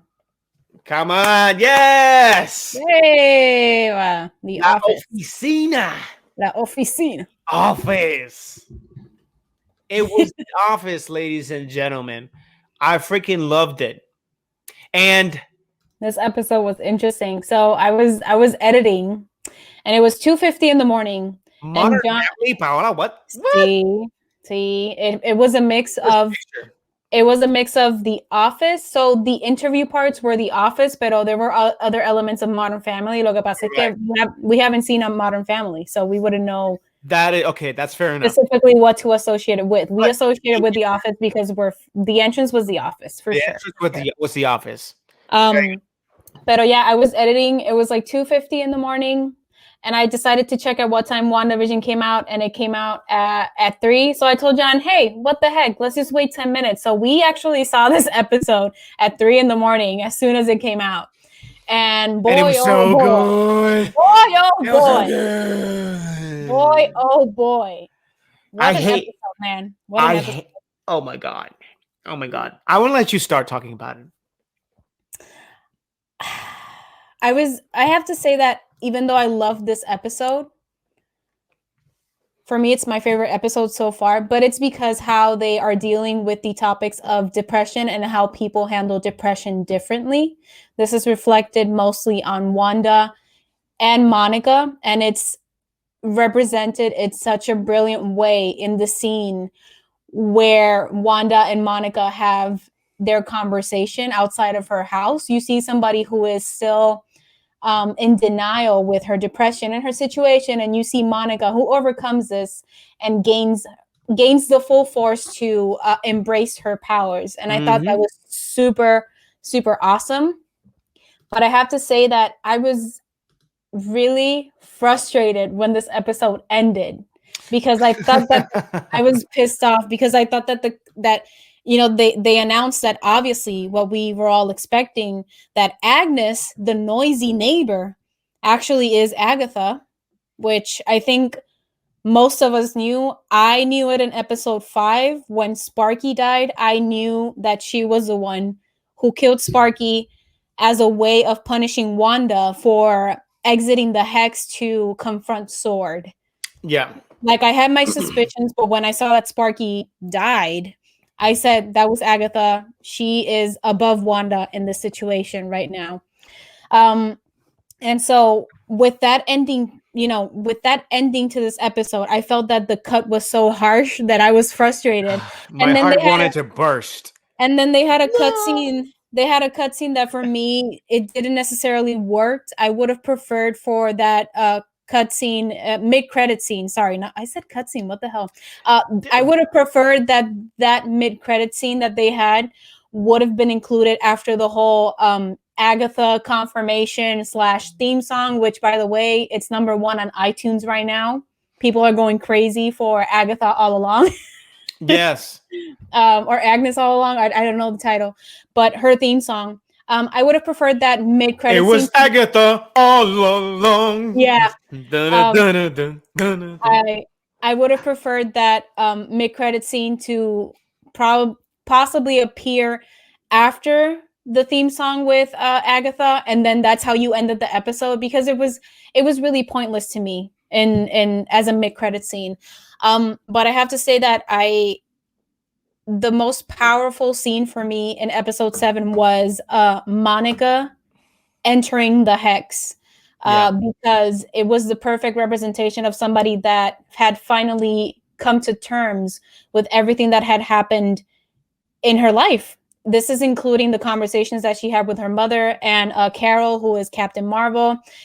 This is including her last moments with her mother before she passed away and before she was, she disappeared because of the blip.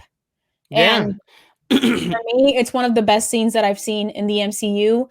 And I think that Monica is my favorite character, even though I have to give it to Elizabeth Olsen and Catherine Hahn. Everybody in the show is cast perfectly. Oh my gosh. But there's just something about Monica's character that is it feels so empowering.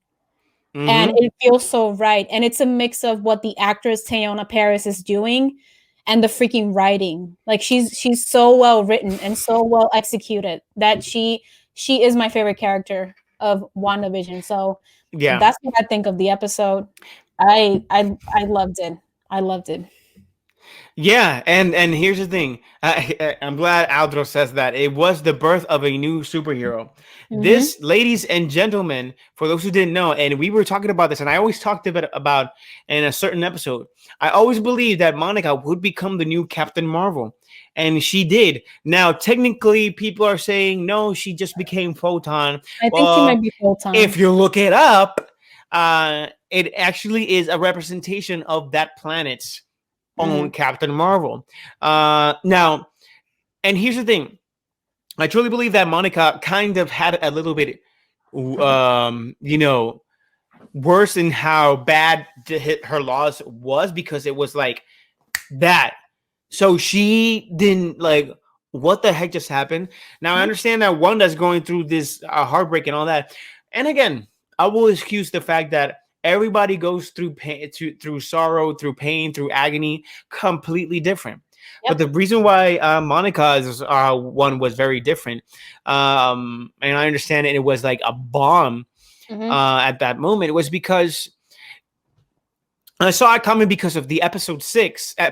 When I saw it, when her cells were rewritten, I said, "Oh my God, it's going to happen." So at the time that she would go in, I knew it was going to happen, and I was like talking to Ash about it because the way it was happening, but because she conquered, she could have been destroyed. Oh yeah, she could have been destroyed. But that's what I loved about that scene, though. I thought it was written beautifully, and I thought it was visually, it was stunning. Like seeing her just push through it, and then you mix in her memories, and I remember, and Paola knows, like I think on Friday or Saturday we had like a full-on conversation about our theories and just discussing the comics in general. And I told her, I was like, Monica, like she is powerful, and I'm here for it, man. I'm here for it. It's such an important thing to see on screen. And to see Marvel do it at this point, it's just it's fantastic, man. Yeah, and the other thing is that I enjoyed this episode more because it was the unraveling. We finally get to see Agatha. Yeah. We finally get to see what we suspected, and that and that montage at the end, it was perfect. Priceless. It was epic. It was like, wow, I freaking enjoyed it. Which, by the way, I told this to our friends in Cine PR, pero if you guys didn't know, every jingle in WandaVision is written by the same writers of the songs from Frozen and Frozen 2. Mm-hmm. And they also wrote the songs for Coco. So if you guys didn't know that, they are very well-known and respected composers and lyricists, and they're the ones that are writing all of the jingles. So that's really freaking cool. Yeah. And they're Latino. So. And what's your question? What's your question, Spider Popo? Let us know your questions while we continue here. Another thing. Now, theory time. Paola, shoot your theories. Lazy pants. Shoot the theory. Lazy pants. In the meantime, the fact that now Vision has an insight on what really is going on, because when I think it was Lucy, Dottie, or Lacey, Darcy. Sorry, Darcy. You're terrible with names, man. Yes, when Darcy was actually going through the freaking hex, and which Vision actually put her hands in the head, brought her back to reality, and that he has all this information is kind of like mind-blowing in the sense where we don't know where this is going to lead. And now that we're getting close to the final 2 episodes, hopefully they last actually about 50 minutes or so, because it's 7 minutes. 7 minutes of credits. How is that really possible? You're giving thanks to all these companies who make it fast. Like, don't waste 7 minutes of content that we could have seen, or at least 2 minutes of credits. That's fine. Like, they know. Anyway, theory time. Like, one of the theories that was roaming around, and I completely agree with it, is that the twins are possible sacrifices for Mephisto. And the reason why there are 2 sacrifices for Mephisto is that what if Agatha's love is Mephisto, and she needs those 2 like abnormal, inhuman beings to actually bring him to this world? What is it if it's the only sacrifice? Now, number 2, there is a book that you guys missed that was also missed. That you guys didn't miss it. No, you didn't miss it. You probably didn't miss it. It's a book that's actually in Agatha's lair, which actually belonged to the library where Doctor Strange is trained in. And that could definitely be either the Book of Death or a particular book that I completely forgot the name of what the book was. Let me see. What is the book here? I also have a theory for you guys. Throw your theory throw your theory while I look for the book. Your theories. Dang, no theory, no crying. Throw your theory.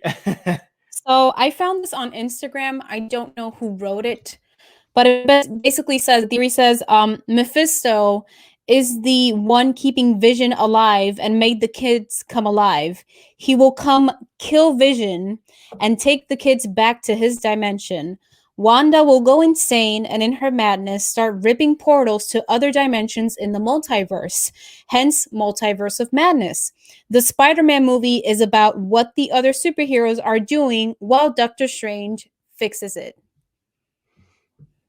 I found that on Instagram and I discussed it with John and family, Paola, Bianca. I think we all agree that that would be the perfect way to introduce Doctor Strange, his sequel, which is going to be directed by Sam Raimi. And they've already confirmed that, for example, Kevin Feige, he confirmed that he has no plans for season 2 of WandaVision because WandaVision is going to serve as the first part of the multiverse, which will lead to Multiverse of Madness, and then we have Spider-Man 3. So I'm putting that theory out there because I think it's interesting, and I think it's going to be the most accurate one in terms of what might happen between tomorrow and next Friday. And apparently, what I heard was that the last 2 episodes are going to last 41 minutes. That's what I heard. I don't trust it because apparently the last 7 minutes of freaking and credits. 20 minutes of credits, bro. Oh my God. Yeah. Please no. So that's the theory that I'm throwing out there. I found it on Instagram. I thought it was interesting. I thought it's the most accurate way to set up the Doctor Strange Multiverse of Madness. And if that's the case, I also read a theory that, or I heard somebody say that there's a possibility that they think that Wanda might die by the end of the season. And that's because there's no season 2 confirmed. And Teyona Paris, who plays Monica, she said that she can't wait for audiences to see the last 2 episodes because they're going to be the most sad episodes and brutal episodes for the whole season. Yeah. So not that's what she said, but that's what she said. You know? Yes, and the book that is actually in Agatha's possession is the Dark Hold. The Dark Hold actually holds spells. A spell in particular that can help make any desire which the reader wants. And so it's like a wishing book. And it has more to it, but that is actually one of the primary, functions of that particular book. So the book is already in itself extremely dangerous and can actually just do whatever you want. You can bring anybody back from the dead. You can make Mephisto come back to Earth or anything close to it. But, there's really so much that could happen in the next 2 episodes that, oh my gosh. But anyway, let's read some comments here. Question is, why are there rumors of Mephisto in the series? I haven't seen any clue of him in it. Spider Pablo. So, we got to watch the season from episode 1 to episode 7. All right. So, and you'll find the clues around there. But in reality, these are more theories because Mephisto is one of the actual dark lords and pretty much the devil that really revolves around Doctor Strange and Wanda and could be the ones that we're making deals with. Now, we still don't know, and here's the fact, we still don't know how Agatha ended where Wanda was. And how she's more powerful because she's I saw another I'm sorry to interrupt you, but when you start talking, I like remember things that I saw. Oh sure, interrupt me all you want. I won't say anything else ever. I did see on Instagram as well. It was a meme, not a meme, but it was like a depiction of when Wanda was controlling Tony Stark's mind, and she gave him the flashback, not the flashback, the made him see the future where all of the Avengers died. Which was one of the possible endings. And then she controlled Scarlett Johansson's Black Widow's mind. But then we see how now the tables have turned because Agatha, it's not controlling. She actually gave them like deepest, darkest fears of possibilities. Yeah. So, but Agatha now, she's doing the same thing with Wanda. And she's manipulating that. So that's another question that comes into play. Like, how is Agatha even more powerful than Wanda at this point? The book could be the thing. That's why I'm saying, like, the book that we saw at the end, that's why it was signaled. That's why it was one clear shot of the book. That's the book that could actually be the key to her power and to whatever else she's trying to do. Now, let's look at the lazy pants here. Just a quick note. If you notice, when Wanda does the previously on WandaVision, she says it was a bit deflated every episode because of the grieving processes that she's going through. She says it a bit deflated every episode. And I agree. I was having an interesting conversation with Paola of the reason that I love the show is that I'm a person that has been like on and off with depression and like all of these issues. So seeing that being depicted so accurately in a Marvel, out of all of the things that I've seen in a Marvel show, it's mind blowing. Like they've known, like when you sit down and you actually study what WandaVision is about, it's like Mag, our friend from Cine PR, says, like it's a true tragedy what she's going through. Like it's not all fun and games, you know. Yeah. Here is theory. Possibly the next episode would happen something similar to the comic house of M, that they tell Wanda that the twins aren't real and she loses it. I agree with that because I saw an interview with Elizabeth Olsen. I saw an interview with Elizabeth Olsen when she did Age of Ultron, and they were asking her what would her favorite storyline be for Wanda, and she said House of M. Oh my gosh. So, yeah. Yes. I agree with that. I love that. We got here. Spider-Purple. Mephisto was involved in the birth of the twins in the comics. Also, witches are known to draw their power from demons. There we go. I haven't seen it, and I haven't seen any clues that attach me. Well, like here, and so the thing about Mephisto is that it's theories because people are basing off what they know of the comics. Exactly. Now we don't know if the MCU is going to follow this or just have Agatha be the main villain of this season that is manipulating Wanda. So that's the thing. Now remember, only people assume that Agatha was Agnes. And Agnes was Agatha. I mean, her name, whatever. It's because they actually saw the necklace. Saw the necklace that Agatha Harkness would actually have in the comic books, which was kind of like a Reaper and then two people in them. Yeah. And again, there was a lot of implication that Reed Richards could have been the person in contact with Monica, and it wasn't. It was just an army woman. I mean, we don't know yet because they're still teasing the friend. Yeah, for the last two episodes. So I guess we'll see. Fantastic Four is in pre-production. So honestly, it is based off chains of events and then comic books that actually tie it in to how that could be a possibility. So as Marvel stated, like they're good on hiding secrets. They're good on hiding the truth and which storyline that they're using, or they're altering one from the comic books and adjusting it to a new one on screen. But that could be a possibility. And here says Spider-Purple, there has been one in episode 7 in the basement of a carved figure at one of the walls. When Wanda gets in, that is vaguely looks like Mephisto.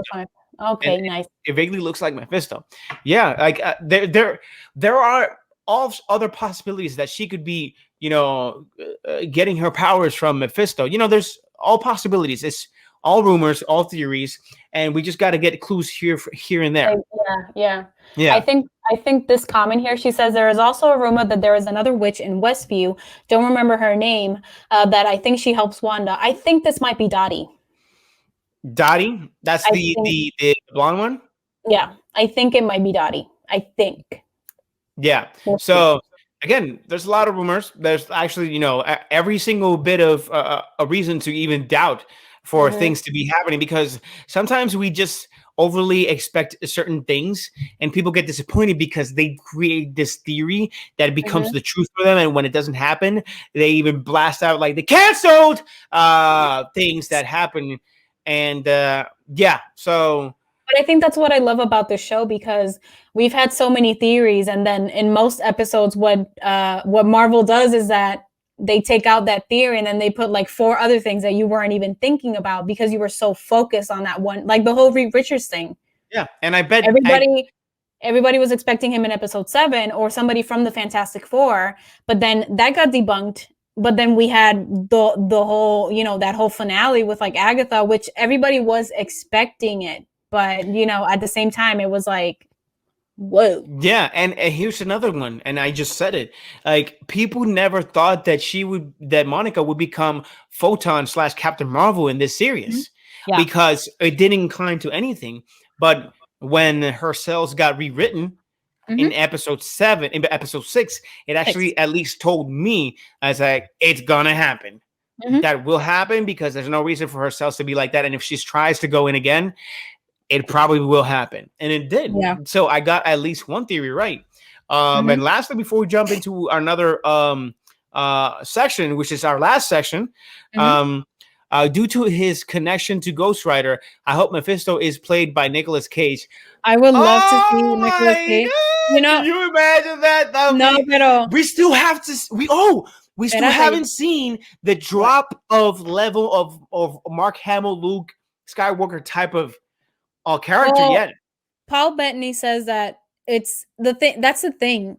We're all theorizing on specific characters, and Paul Bettany has said that it is somebody that we're not even thinking about. Yeah, that's the thing. And I love this comment by Aldros, because all I'm thinking about is, if you guys haven't seen it, he did this film called The Sorcerer's Apprentice. Oh my God, yes. With Disney, which I actually enjoyed. I would love to see Nicolas Cage come back. I think Ghost Rider was a good character for him. I just thought that the script was like poorly written in certain terms. So I would like. Sorry, go. No, I would like to see him come back and then have him have a good character in the MCU. So. Best scene ever from that movie is his transformation into the Ghost Rider. I mean, bro, it was crazy. It's Nicolas Cage. It's Nicolas Cage, bro. So good. Anyway, lastly, that would be the new meme. Yeah. Yep. And then Mephisto, I think, came out in the Ghost Rider. Yeah, Mephisto did came out in the Ghost Rider. He was the one that gave him the contract of the Ghost Rider. Yep. Like when his dad died. He wasn't. What if it's that same actor? I don't think so, because if it's that same actor, no, because he actually definitely give it to Nicolas Cage. But Nicolas Cage actually defeated the contract, right? And he took over or something like that. Yeah, but at that time, the Ghost Rider wasn't canon into the Marvel universe, so that's why they can actually alter that. I think it could happen, because I did hear that for Doctor Strange, multiverse, yeah. Jessica Alba, she's in talks to come and play Sue Storm. So I think there's a possibility that they still might make that Nicolas Cage character canon now in the MCU. So I'm sticking to I'm gonna think about Aldros when I see the episodes, and if I see Nicolas Cage, I'm gonna freak out. So yeah, Blackheart was Mephisto's son. Yeah, that was the guy. Guy at the end. The guy at the end was Blackheart, the one that Ghost Rider defeated. Not the one that gave the contract of being Ghost Rider. Yeah, Mephisto's the guy that had like the staff, like boom. Blackheart is the one that started recruiting all those demons and fought the Ghost Rider. Yeah, he was going against his father because he wanted the contract of San Venganza that had all the souls, and he consumed it at the end to become more powerful like that. But, I agree. Yeah. Yep. Anyways, yeah, guys, that's all for WandaVision. And it was a crazy episode. I love the episode. Tomorrow is the 8th episode. So stay tuned for that. It's here at 3 a.m. Yeah, I was going to say that. I want to wake up early and see it before you go to work. I'm just saying. I don't mind that. But I was going to say that if you guys want to see us discuss it live tomorrow, we're going to do that in Reload via the Puerto Rico Comic Con's Facebook, but we'll do it in Espanol. And then on Wednesday, we'll discuss it here. But if you guys want to join in on the conversation tomorrow at 7 p.m. De Puerto Rico, then feel free to come over so we can talk about it. All right, so let's jump into the next universe. And we only got 2 news right there. So the first one's going to go super fast because the main one is actually the second one. That something happened today, if you guys didn't watch it. But let's go into the gaming universe. Yes, news of games. First off, PlayStation introduces the next generation of VR. Now, with this news that I'm about to give you, we still don't have an actual physical VR displayed.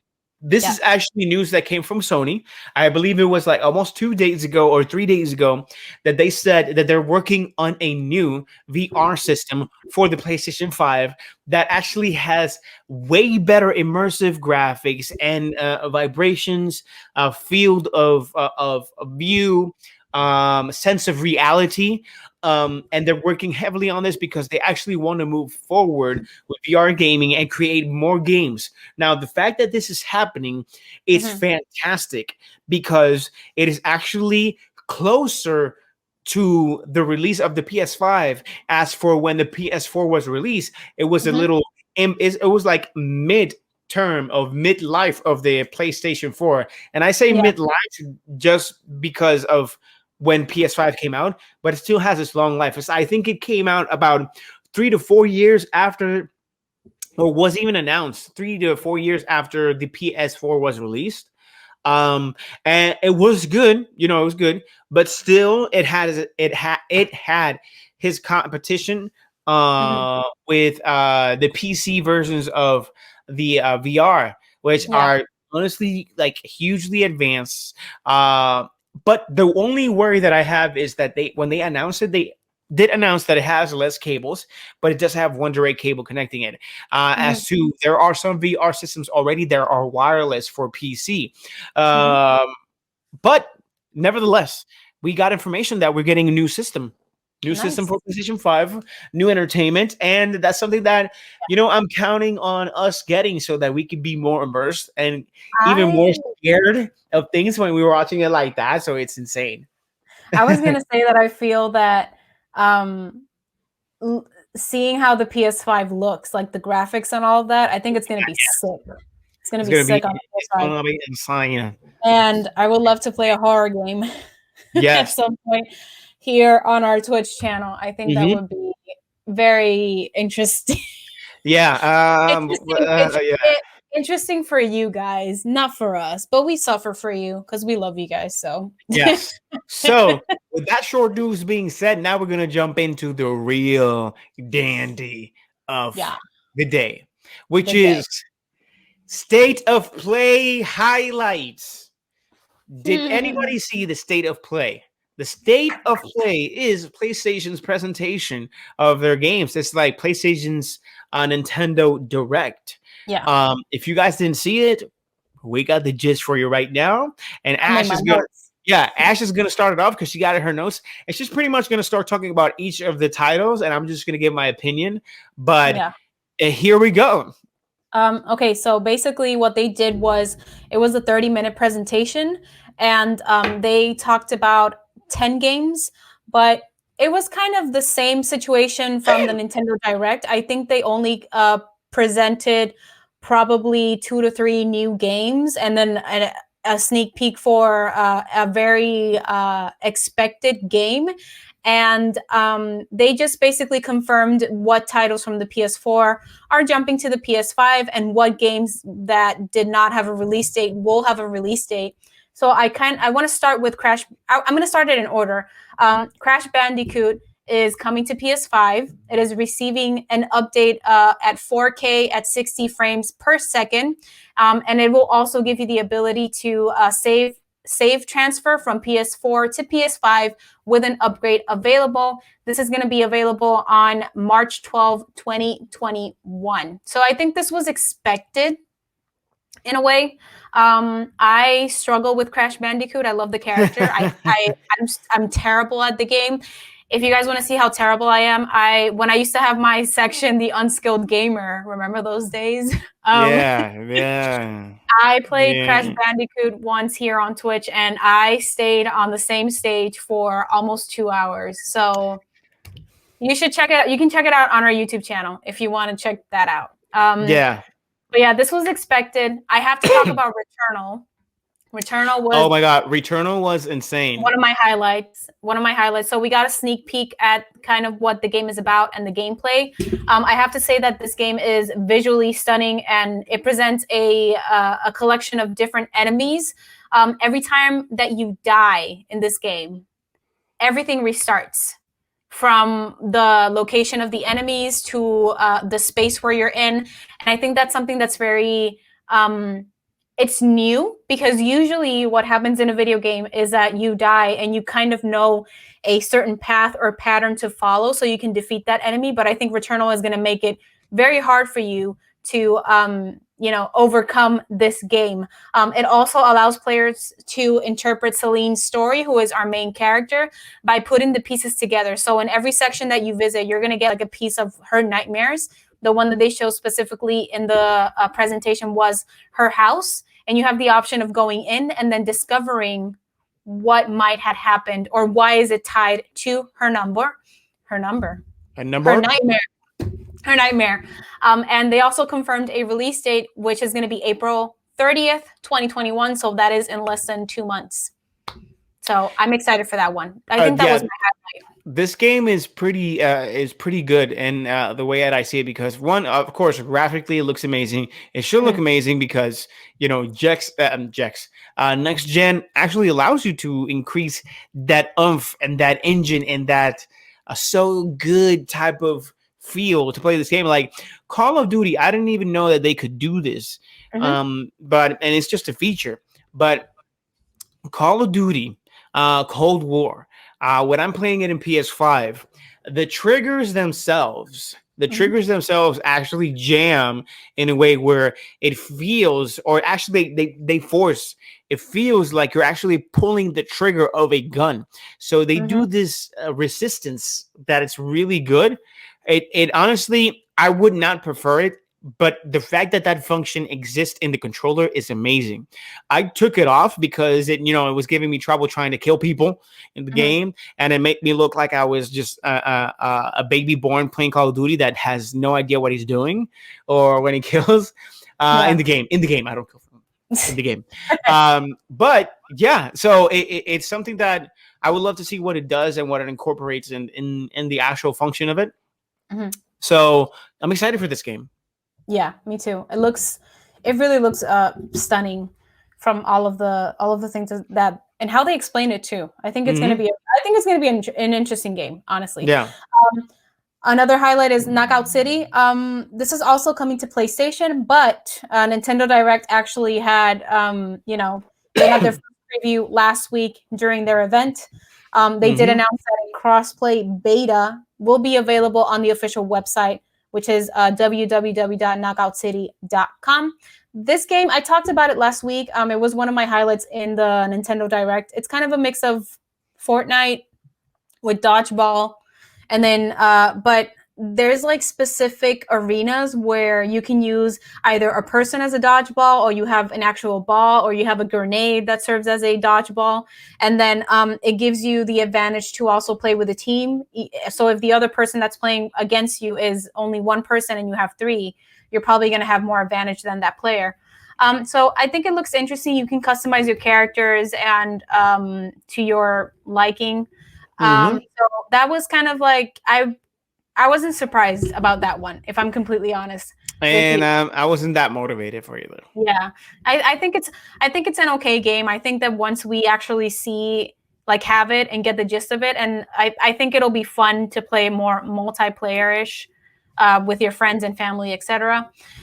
They announced also a new game from the company, Slow Clap, titled Sifu, which is coming out in 2021 in PS5. That looked great. Which I was reading the comments here, and Spider Popo says that it was his favorite one from the presentation. I liked it. This was your favorite too, right? This was one of my favorites, because it's more of how it looks, how it's a new innovative way to actually look at a game and how to play Mhm. it. It's very cinematic as a 3D type of view, and a different art that you could play a game in. Yeah. It also looked like the kung fu or the fighting or the martial art that they were using. It looked Mhm. very fluent and very action movie type of martial art. Yeah. So it was great. I want to see the art. I want to actually kick some butt. And when I want to see if this actually has kind of like a mode where it could be a multiplayer. I doubt, because then you have UFC for that. But if they Yeah. actually incorporate this, this would be interesting. It would be fun, in my opinion. But yeah, that was one of my exciting ones to actually watch. Yeah. That was your highlight. That was one of my highlights. Yeah. Now, Yeah. there's another one, but yeah. Yeah. So they also gave an update on Solar Ash, which they presented a sneak peek of the gameplay. I had seen this game on the the PlayStation Store, and I actually played a trailer for John, and I was like, this looks really interesting. And I have to say that the game looks really stunning. It looks like a whole new world, something different. You have the opportunity to play as Ray, which is the main character, and the setting is a black hole with the core of the game being movement. So you have to be good at your movement so that you can pass every single stage. Yeah. The enemies encountered, they grow in scale and abilities needed to defeat them. So sometimes they require certain movements, but then they also may require a certain timing that you have to do those movements so you can defeat the enemies. No date yet, but it is coming out also in 2021 for PS5. Yeah. And I like the fact that the name is Solar Ash and she's purple. So, yeah. Oh my god. Now Purple's my favorite color. So the game, honestly, the game as a design, it looks really good. It's something innovative, because that's what I really enjoy about new games. It's something new. I need to get wowed in a sense where I'm seeing something different. Like, yeah. there are already games that I watch and I say, oh, Call of Duty. I haven't bought a Call of Duty ever um, in my life other than Cold War. But it was more to play with my cousins and all that.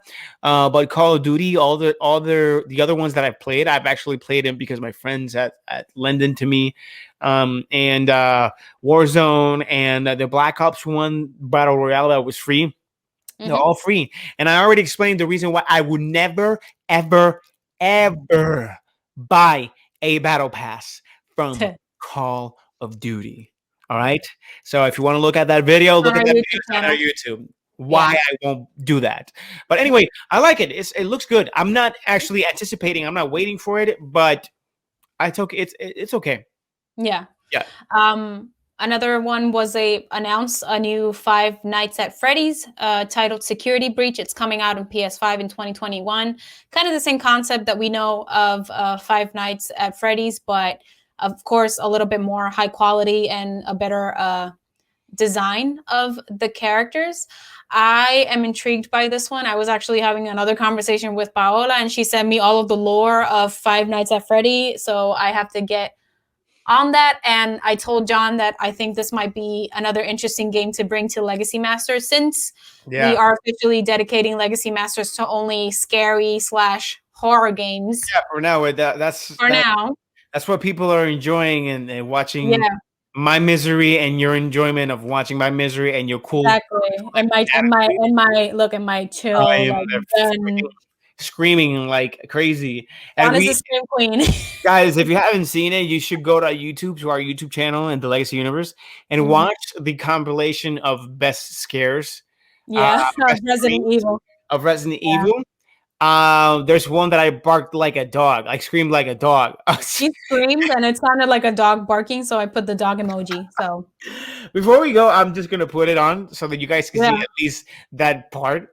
It's sure. so freaking funny. But anyway, yes, let's go to the next game. The next game is Oddworld Soulstorm, where you play as Abe, who is the leader of an ongoing revolution. This sneak peek that they gave, it has like a very arcade feel to it. And they also stated that you can feel the main character's heartbeat in certain occasions of stress or scares. You can choose what you want to be, so you can play as either a pacifist or agent of chaos, and it has a mix of natural obstacles or ancient traps apart from the main enemies in the game. And something that I like from this game that I admire when people do this is that your actions will decide the ending of the game. Yes. So if you guys are interested, that one is going to be out on April 6th on PS4 and PS5. But if you are a PlayStation Plus, right? Is it PlayStation Plus? Member, yes. PlayStation Plus member, yeah. If you are a member of the PlayStation Plus, you are going to get it for free. So yes. So that means you, John. Yay, and me and whoever has it. Whoever has the PlayStation. Yeah. Yeah. Before we continue with it, we want to say hi and thank you for those who are still here and for those who actually joined us and who are watching us. My name is John. This is my wife, Ash. And right here in this channel, what we do at least on Wednesdays, we actually talk about the latest news, the latest cancellation thingies, and everything that goes crazy on freaking the news and gaming and TV shows and all that kind of stuff. We talk about it. We want to create a conversation with you guys. And on Mondays and Saturdays, we actually stream the Legacy Masters.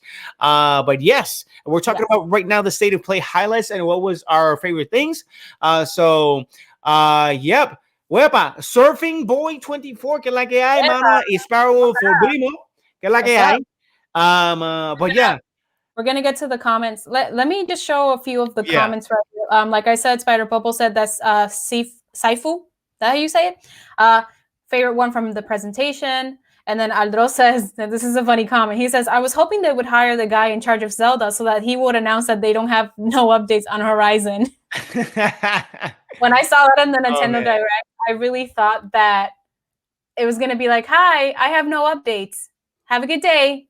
And I was going to be like, what a waste. Sifu was favorite. Sifu was the favorite of Spider Popo. Okay. Yes. And you were saying? Says that he's hyped for Oddworld, which we just talked about it, and Kina, which I'm going to talk about that as well. I've been hyped up for that game since I saw it last summer in the big showcase that they had. Yeah. Of course, Johncito Bonito says, Mano John, have you heard of Ghost Recon? What? Okay. The heck? Cool story, bro. Ese va a ser tu. Johncito Bonito, ese va a ser tu. He's like the random dude. Every time that you say something, I'm going to be like, cool story, bro. Like, what are you talking about? Like, I know about Ghost Recon, like Breakpoint. If that's what you're talking about. Paola says, yeah, to the free game. Yeah. GG, Sparrow Wolf está aquí. He's back. Ahsoka. Surfing Boy llegó. Que es la que hay. Besito volador. I don't know if it's for me or not, but yeah. Llegando para main final. Yeah. Spider Popo says, Seafood looked badass. Yes, it did. Now let's jump into the next game that we actually saw in State of Play. Yeah, so Cap Jack actually mentioned it, and they actually presented a new trailer for Kina, Bridge of Spirits. That is my number one. Yeah, I'm expecting this game because ever since I saw it in the summer showcase, which was the big one, I've always felt that it has a very Zelda Breath of the Wild feel to it. I have to say that in the trailer, I love how the gameplay looks and the camera work in terms of how your character's perspective changes. It looks insane. Like there was a scene where she was fighting. She had the back, and as soon as you start running forward, you see the character and you still see your enemy, and it looked insane. They finally announced a release date, which is going to be August 24th, 2021 on PS4 and PS5. I'm excited for this game, but if it's like Immortal Phoenix Rising, which is like open world, I'm going to be there a while to finish the story. So but I'll tell you this game looks so good that there's a combination in Kina, Kiara. I forgot the name. Kina? It's Kina. Okay, I said it right. This game has a combination of Breath of the Wild with Horizon Zero Dawn. And it looks like it's going to be the Zelda of PlayStation. Of Sony. Now, I don't want to compare it too much to the aspect of climbing and sense of discovery and all that, because again, we haven't played the game yet. So there's room and time for actually do comparisons like that. But just from the looks of it, it actually is one of the most wanted and innovative games that is out there to be released, as we know, that we know actually, and it's gonna.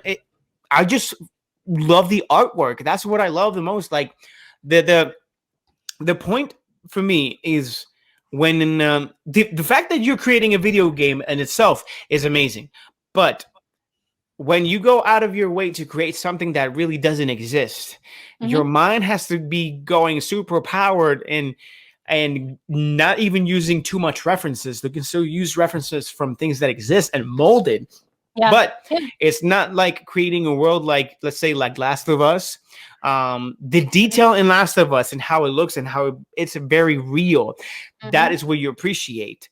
Yeah. But unlike Last of Us, when you look at Breath of the Wild, they're pretty much just creating this entire front out of the blue, you know? And they can go based off what already existed in the lore of Zelda. Yeah. But again, when you go to Mordor or you know, ancient times where we only have photo references, and even archives or movies that have already come out, you know, things that don't exist that you can recreate, that is the most impressive thing, in my opinion, when you can create that type of thing. Yeah. So in that sense, already Kina is the number one right now that I'm waiting for.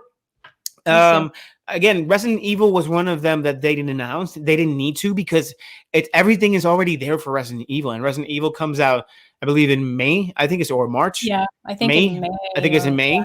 Yeah. So you didn't need anything from it.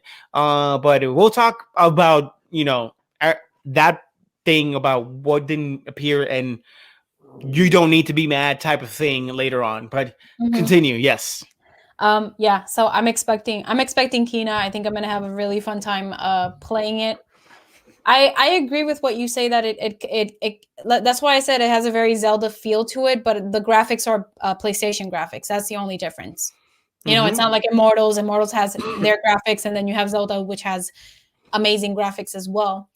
The next one is Deathloop. All they did was give like another in-depth look into the gameplay and the story, kind of, with the new trailer. I think this game might be fun, but I think it's going to be even better when you play with a bunch of people.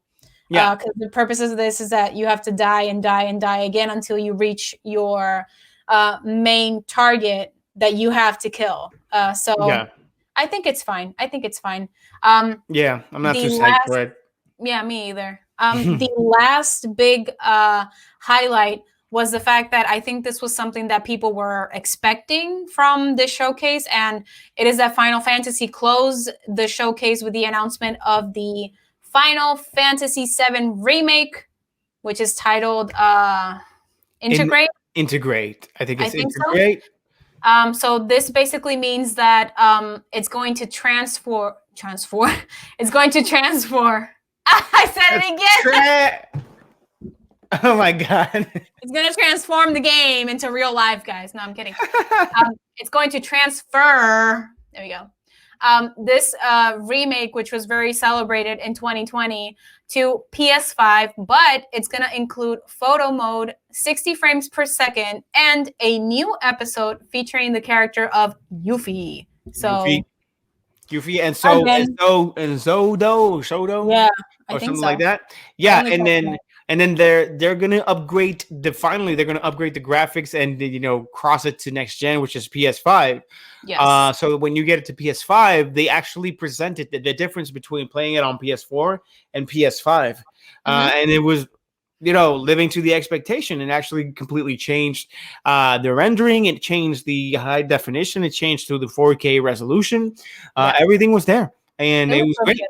So that's pretty much all for state of play and highlights. And now I'm just gonna say that there's been controversies also that I've been hearing, and even my boss was telling me that there were people saying that it was bad, that they didn't like it, and everything. And what I have to say to that, guys and girls and boys and gentlemen and ladies, relax, please. I was gonna say, here's the truth. E3 is still a thing. E3 is still a thing, and there is a summer coming, and we don't know if E3 still stands. More likely, it still does. Now, as a business, which is, let's start with the Nintendo Direct. As a business, why?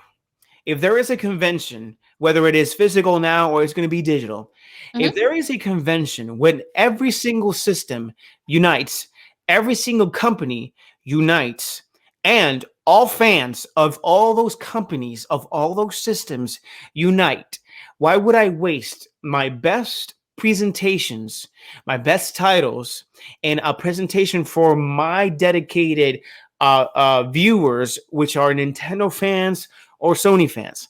Why would I waste my time or my money doing that when if I make these presentations on the biggest stage of them all, which is E3, where everybody goes and sees of almost every single game, new consoles announcements, new upgrades for their best games or whatnot, that can actually bring them sales for whether you're Sony or Xbox or Nintendo, bring you sales for people buying your system because there could be that one game that people liked and push them to buy the console. I'm not gonna throw all the games on my one presentation, because what if I have 20 games presented on my own presentation and then I cannot sell the lower tier ones that I wanted people to buy because I have 5 AAA games over and people are just going to wait and buy for that one. When if I wait all the way to E3, I can have people buy the ones that are already presented that they got motivated for, and they have time to kill with those games before I announce my AAA games. That is not business. That is not smart business for any company. If I was the company, I wouldn't do that. That makes no sense. I would lose the potential revenue that I can gain from actually going to the biggest stage. Like if I have an opportunity, right, to showcase, let's say, a new product of mine or whatever, and I have a choice between a Walmart to sell it in Walmart or to sell it in a freaking pawn shop that can help me put it up. If I have those actually right here, who do you think I'm going to pick? Am I going to pick Walmart or the pawn shop doobity doobity do? Yeah. Of course, I'm going to choose Walmart, guys. So you have to think like that. You can't think the way that, we as, players would love to feel and get, oh, I wanted it today and I didn't get it. I was like, I understand. Get that feeling for sure. Get it, but then let it go. Think about it. You got to think, you got to put yourself in their shoes. They're not going to do that to themselves, because once this is finished, you're going to get over it. Yeah. You're going to get over it, and then you're going to go back to those titles, and then you're going to watch it on E3, and then you're going to buy them. Xbox has their own thing. Xbox is going to do the same thing, and then put the best titles and the best systems and the best upgrades and everything that they want to do on E3. Yeah, and I think also because we had the state of play today. Tomorrow there's going to be a Pokemon one, a showcase, I believe. But in my case, and I said this last week for the Nintendo Direct, I think this is a courtesy from these companies. A courtesy, yes. A courtesy, sorry. From these companies to their audience, because a lot of people still forget that COVID is out there and it's very much alive. And I think now, like, for example, here in New York City, they're gearing up to open theaters in March, and they're planning to reopen everything possibly during the summer. So the summer is going to be that peak moment where everybody wants to reopen, go back to work, and start getting the ball running on times being normal again. So I really think that these companies that have all been affected by COVID-19, they are doing the best that they can in order to present at least something, because it's like I said last week as well, there's no happy medium. If there wasn't any showcase for like a year, they'd be like, oh my god, it's been a year, you haven't put anything out there. But then they put something out there as like, and there's and then people still didn't like it. I wasn't expecting anything big from this showcase, because I understand what the situation is. Like, companies are suffering and they haven't had the opportunity, all of them, to go back to work fully to give us like an update on Spider-Man 3. And honestly, if if it's like John was saying, if that was going to be the case, they wouldn't do it on YouTube, on a virtual showcase on YouTube. They would do it at E3, or they would do like a PlayStation event in California where people can go and they can experience live in a stage. So. Or just even virtually on the virtual E3 where all the companies are going to be in it. That's how you got to look. And honestly, it's just like WandaVision or like any TV show or anything that comes by. We set our expectations so high that when we meet what we wanted to look at and it doesn't satisfy us, we just boom and we criticize it. And like that's what we got to see. And again, this is not a TV show. This is not a series. This is just a presentation. Do we know that the things that we were expecting are still coming? They are. Whether they present it today or not, that's a whole different story. I think it's not a business decision. It's not a right business decision, and that's why it didn't happen. So, that's my opinion, and how I feel and we feel. But that's pretty much it for State of Play, and that's the last thing for us. And we just got throw it into the universe. Oh, I only have one. Yeah, if anybody has a throw it into the universe, please do right now. This is the moment where we actually just, try and say, hey, man or woman, please. Hey, person. Hey, person. Hey, you up there. Or you guys, please help. Come on. So what do we got, Ash? My throw it into the universe, it's related to the Magic Kingdom show that they were doing. I would love, and I showed you this show.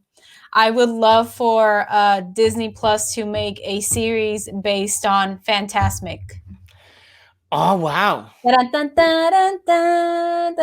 Wow. I would love that.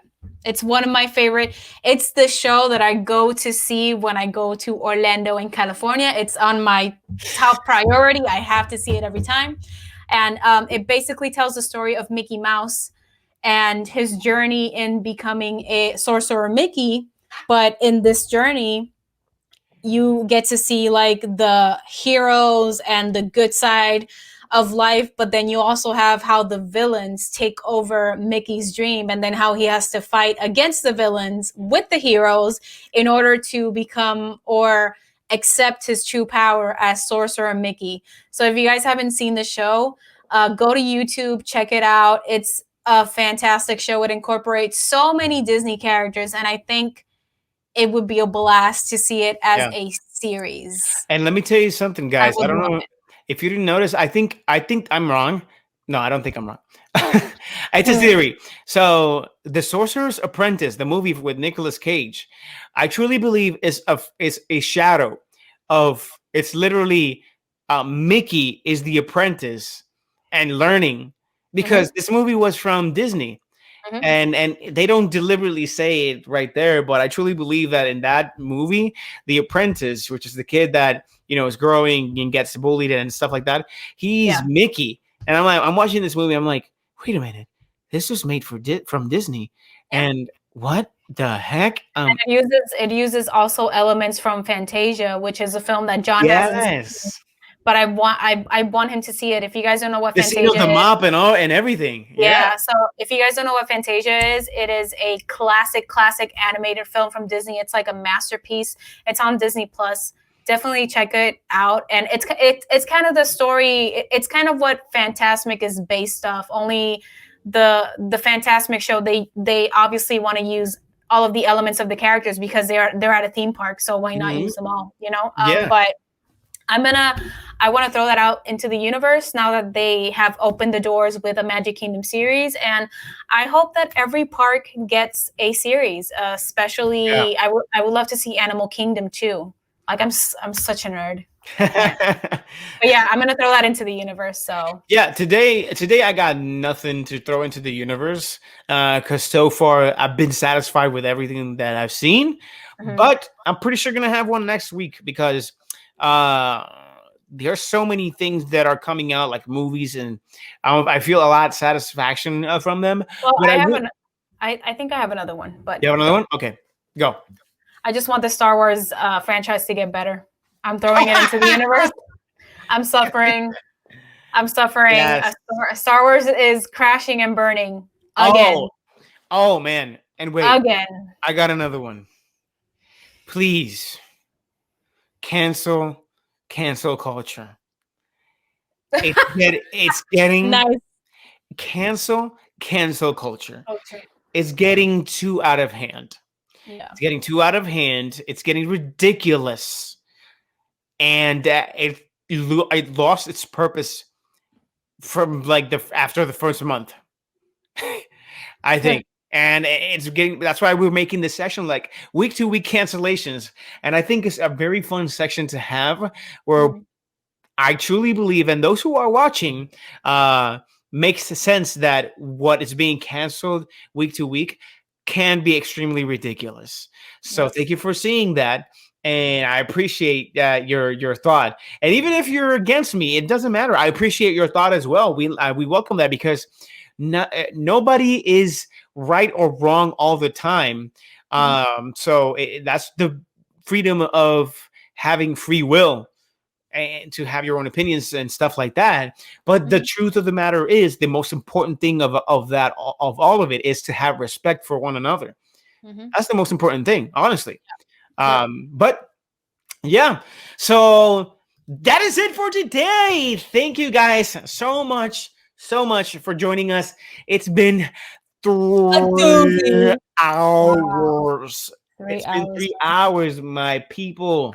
That's crazy. Thank you so much for pulling through. I know in Puerto Rico it's 1 a.m. Here it's 12:18. And again, every time we do this at 9 p.m. is because I get out at a later time at work. Every time we do it earlier is because I get earlier out of work or I'm off. And then, we just enjoy talking. So it doesn't really matter. Thank you guys for sticking around so much. Linda noche. Thank you so much. Excellent show. We really appreciate that. We appreciate you. Yeah, for sure. And, as we always say, you can follow us on Twitch, Facebook, Instagram, YouTube, and Twitter through the Legacy Universe. On Twitch, we stream Mondays, Wednesdays, and Saturdays. If there is a change of schedule due to whatever reason, we always let you know on our social medias of Instagram and Facebook, and also Twitter. We're actually beginning to use Twitter more for productivity. I'm trying, guys. It's just a weird platform for me, but it's great for news, toxic on all the other stuff. Productivity. So So definitely follow us there. Whenever we have actually a YouTube video up, we inform you also through Facebook and Instagram and Twitter. And on YouTube, you can actually watch our highlights of our every single live, and we also have reactions and any other video that we're actually gonna dive into and create. We just put it out there. If not, we're doing it on a live. We also have a second page. Actually, we have a second page that's called the Legacy Universe Live. It is actually linked to our YouTube, and you can see it there when you see other channels. It is just basically the entire live put in there, so we don't lose it, because Twitch, you actually lose your footage after 30 days or 60 days, if I'm not mistaken. Yeah, I think after 60. After 60 days. So we, every single live, completely like full on, we put it on the Legacy Live. If you want to see our highlights, you can see us on just the regular Legacy Universe channel. So yeah, and thank you again. Thank you so much. Anything you want to say, Ash? Thank you to everybody who has supported us. We are gearing up because in March, the Legacy Universe turns 1. So we are celebrating the creation of the Legacy Universe, its first year, and we are excited to announce next week, finally, our shop. We're going to have some merch out, which you guys are going to be able to get specific designs. And I want to thank our community, because thanks to you guys, we really have some fun designs for t-shirts. Like there's going to be a Team Push Buttons t-shirt with my emote doing like this. We're going to have an anniversary t-shirt that's going to be available for the whole month of March. We're also going to have Legacy Masters merchandise, and this is all including t-shirts, mugs, hoodies. So we are going to bring all of the designs next week, and we are officially going to launch our shop so you guys can get merchandise. And I just want to say that if you guys get the merchandise, please feel free to send us or tag us in your pictures because we will post them on social media. We are extremely grateful for your support. And I was going to say that don't forget that tomorrow or today, because it's 12, we actually have Reload via the Puerto Rico Comic Con's official Facebook and YouTube. It's kind of the same as this show. We talk about the news of the week, and we do it in Spanish. So thank you to everybody who, comes by. I know Sparrow Wolf siempre se pasa por ahí. So, we will see you tomorrow. Oh, man. Oh, hi, Golden Savage. How are you? Oh, man. So usually on Wednesdays, we do kind of a news show. It's called TLU. Let's talk about it. We talk about our favorite entertainment news of the week in gaming, movies, and TV. We also talk about WandaVision, the latest episode, and some random thoughts, some random things and thoughts of what has happened in the last week. But if you missed it, don't sweat it. You can definitely check this live again and stay tuned to our YouTube channel because I'm going to put the highlights up this weekend. We have our highlights, and then you can actually watch it on our YouTube channel that it's linked to that channel, which is the Legacy Universe Live, where we just put every single live episode, completely put it full there, and then you can skip to wherever you want.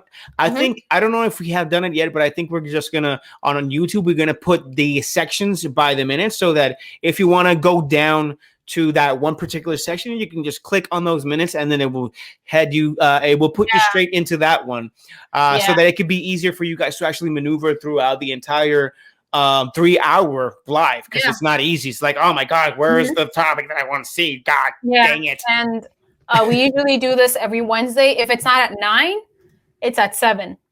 Yes, if it's not at 9, it's at 7. It's actually due to, my daily job. But thank you. Great show. Thank you so much. Thank you to everybody who's here. Amores, thank you so much. For sure. Yes, definitely, my friend. And lastly, we got here. You got to add Aldros, the Demon Slayer. Oh, yes. Could you add that while I explain this one? Yeah, and explain the points too, how they can. Yes. So, for next week, we're actually going to talk about Attack on. Oh my God, you took my thing. Attack on Titans because I'm gonna add Aldros. Just explain. I thought you were gonna add a new ticker. That's what I thought you were gonna do. But anyways, I'll explain it. No problem. I got it right there. So anyway, yes. So next week, we're gonna shows to watch by legacy points being redeemed is Attack on Titans by Johncito Bonito, one of our followers and subscribers. We're going to watch Attack on Titans, and we're going to be talking about it next week on Wednesday. We're going to watch as much as we can and even try and finish it because we used to watch Attack on Titans before. It's just that the season when it ended, it lasted 2 years for it to actually come out. And it's a tough show for me to watch, honestly. Yeah, so we're going to try and watch as much as possible within this week. And then we're going to jump and watch it and give our review so far from what we have. Because honestly, I know it's a fantastic show. Like, again, we've seen it. We just have not finished it.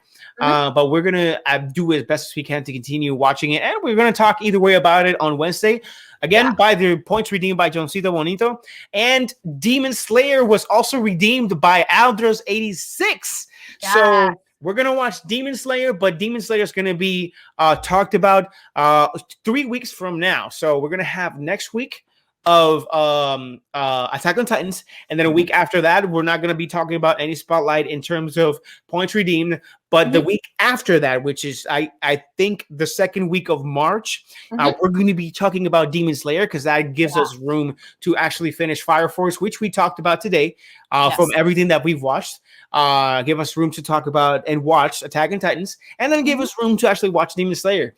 For those who don't know how to redeem your points, what you do is in the chat, when you're in the Twitch chat, you actually can see a astronaut head in gold or white or blue, depending on your either subscription level. No, it's yellow. It's a yellow helmet. Oh, yellow helmet. So it's gold. Yeah. Yes. So you can go down there and you can actually see what you can use your points on, how you can redeem them.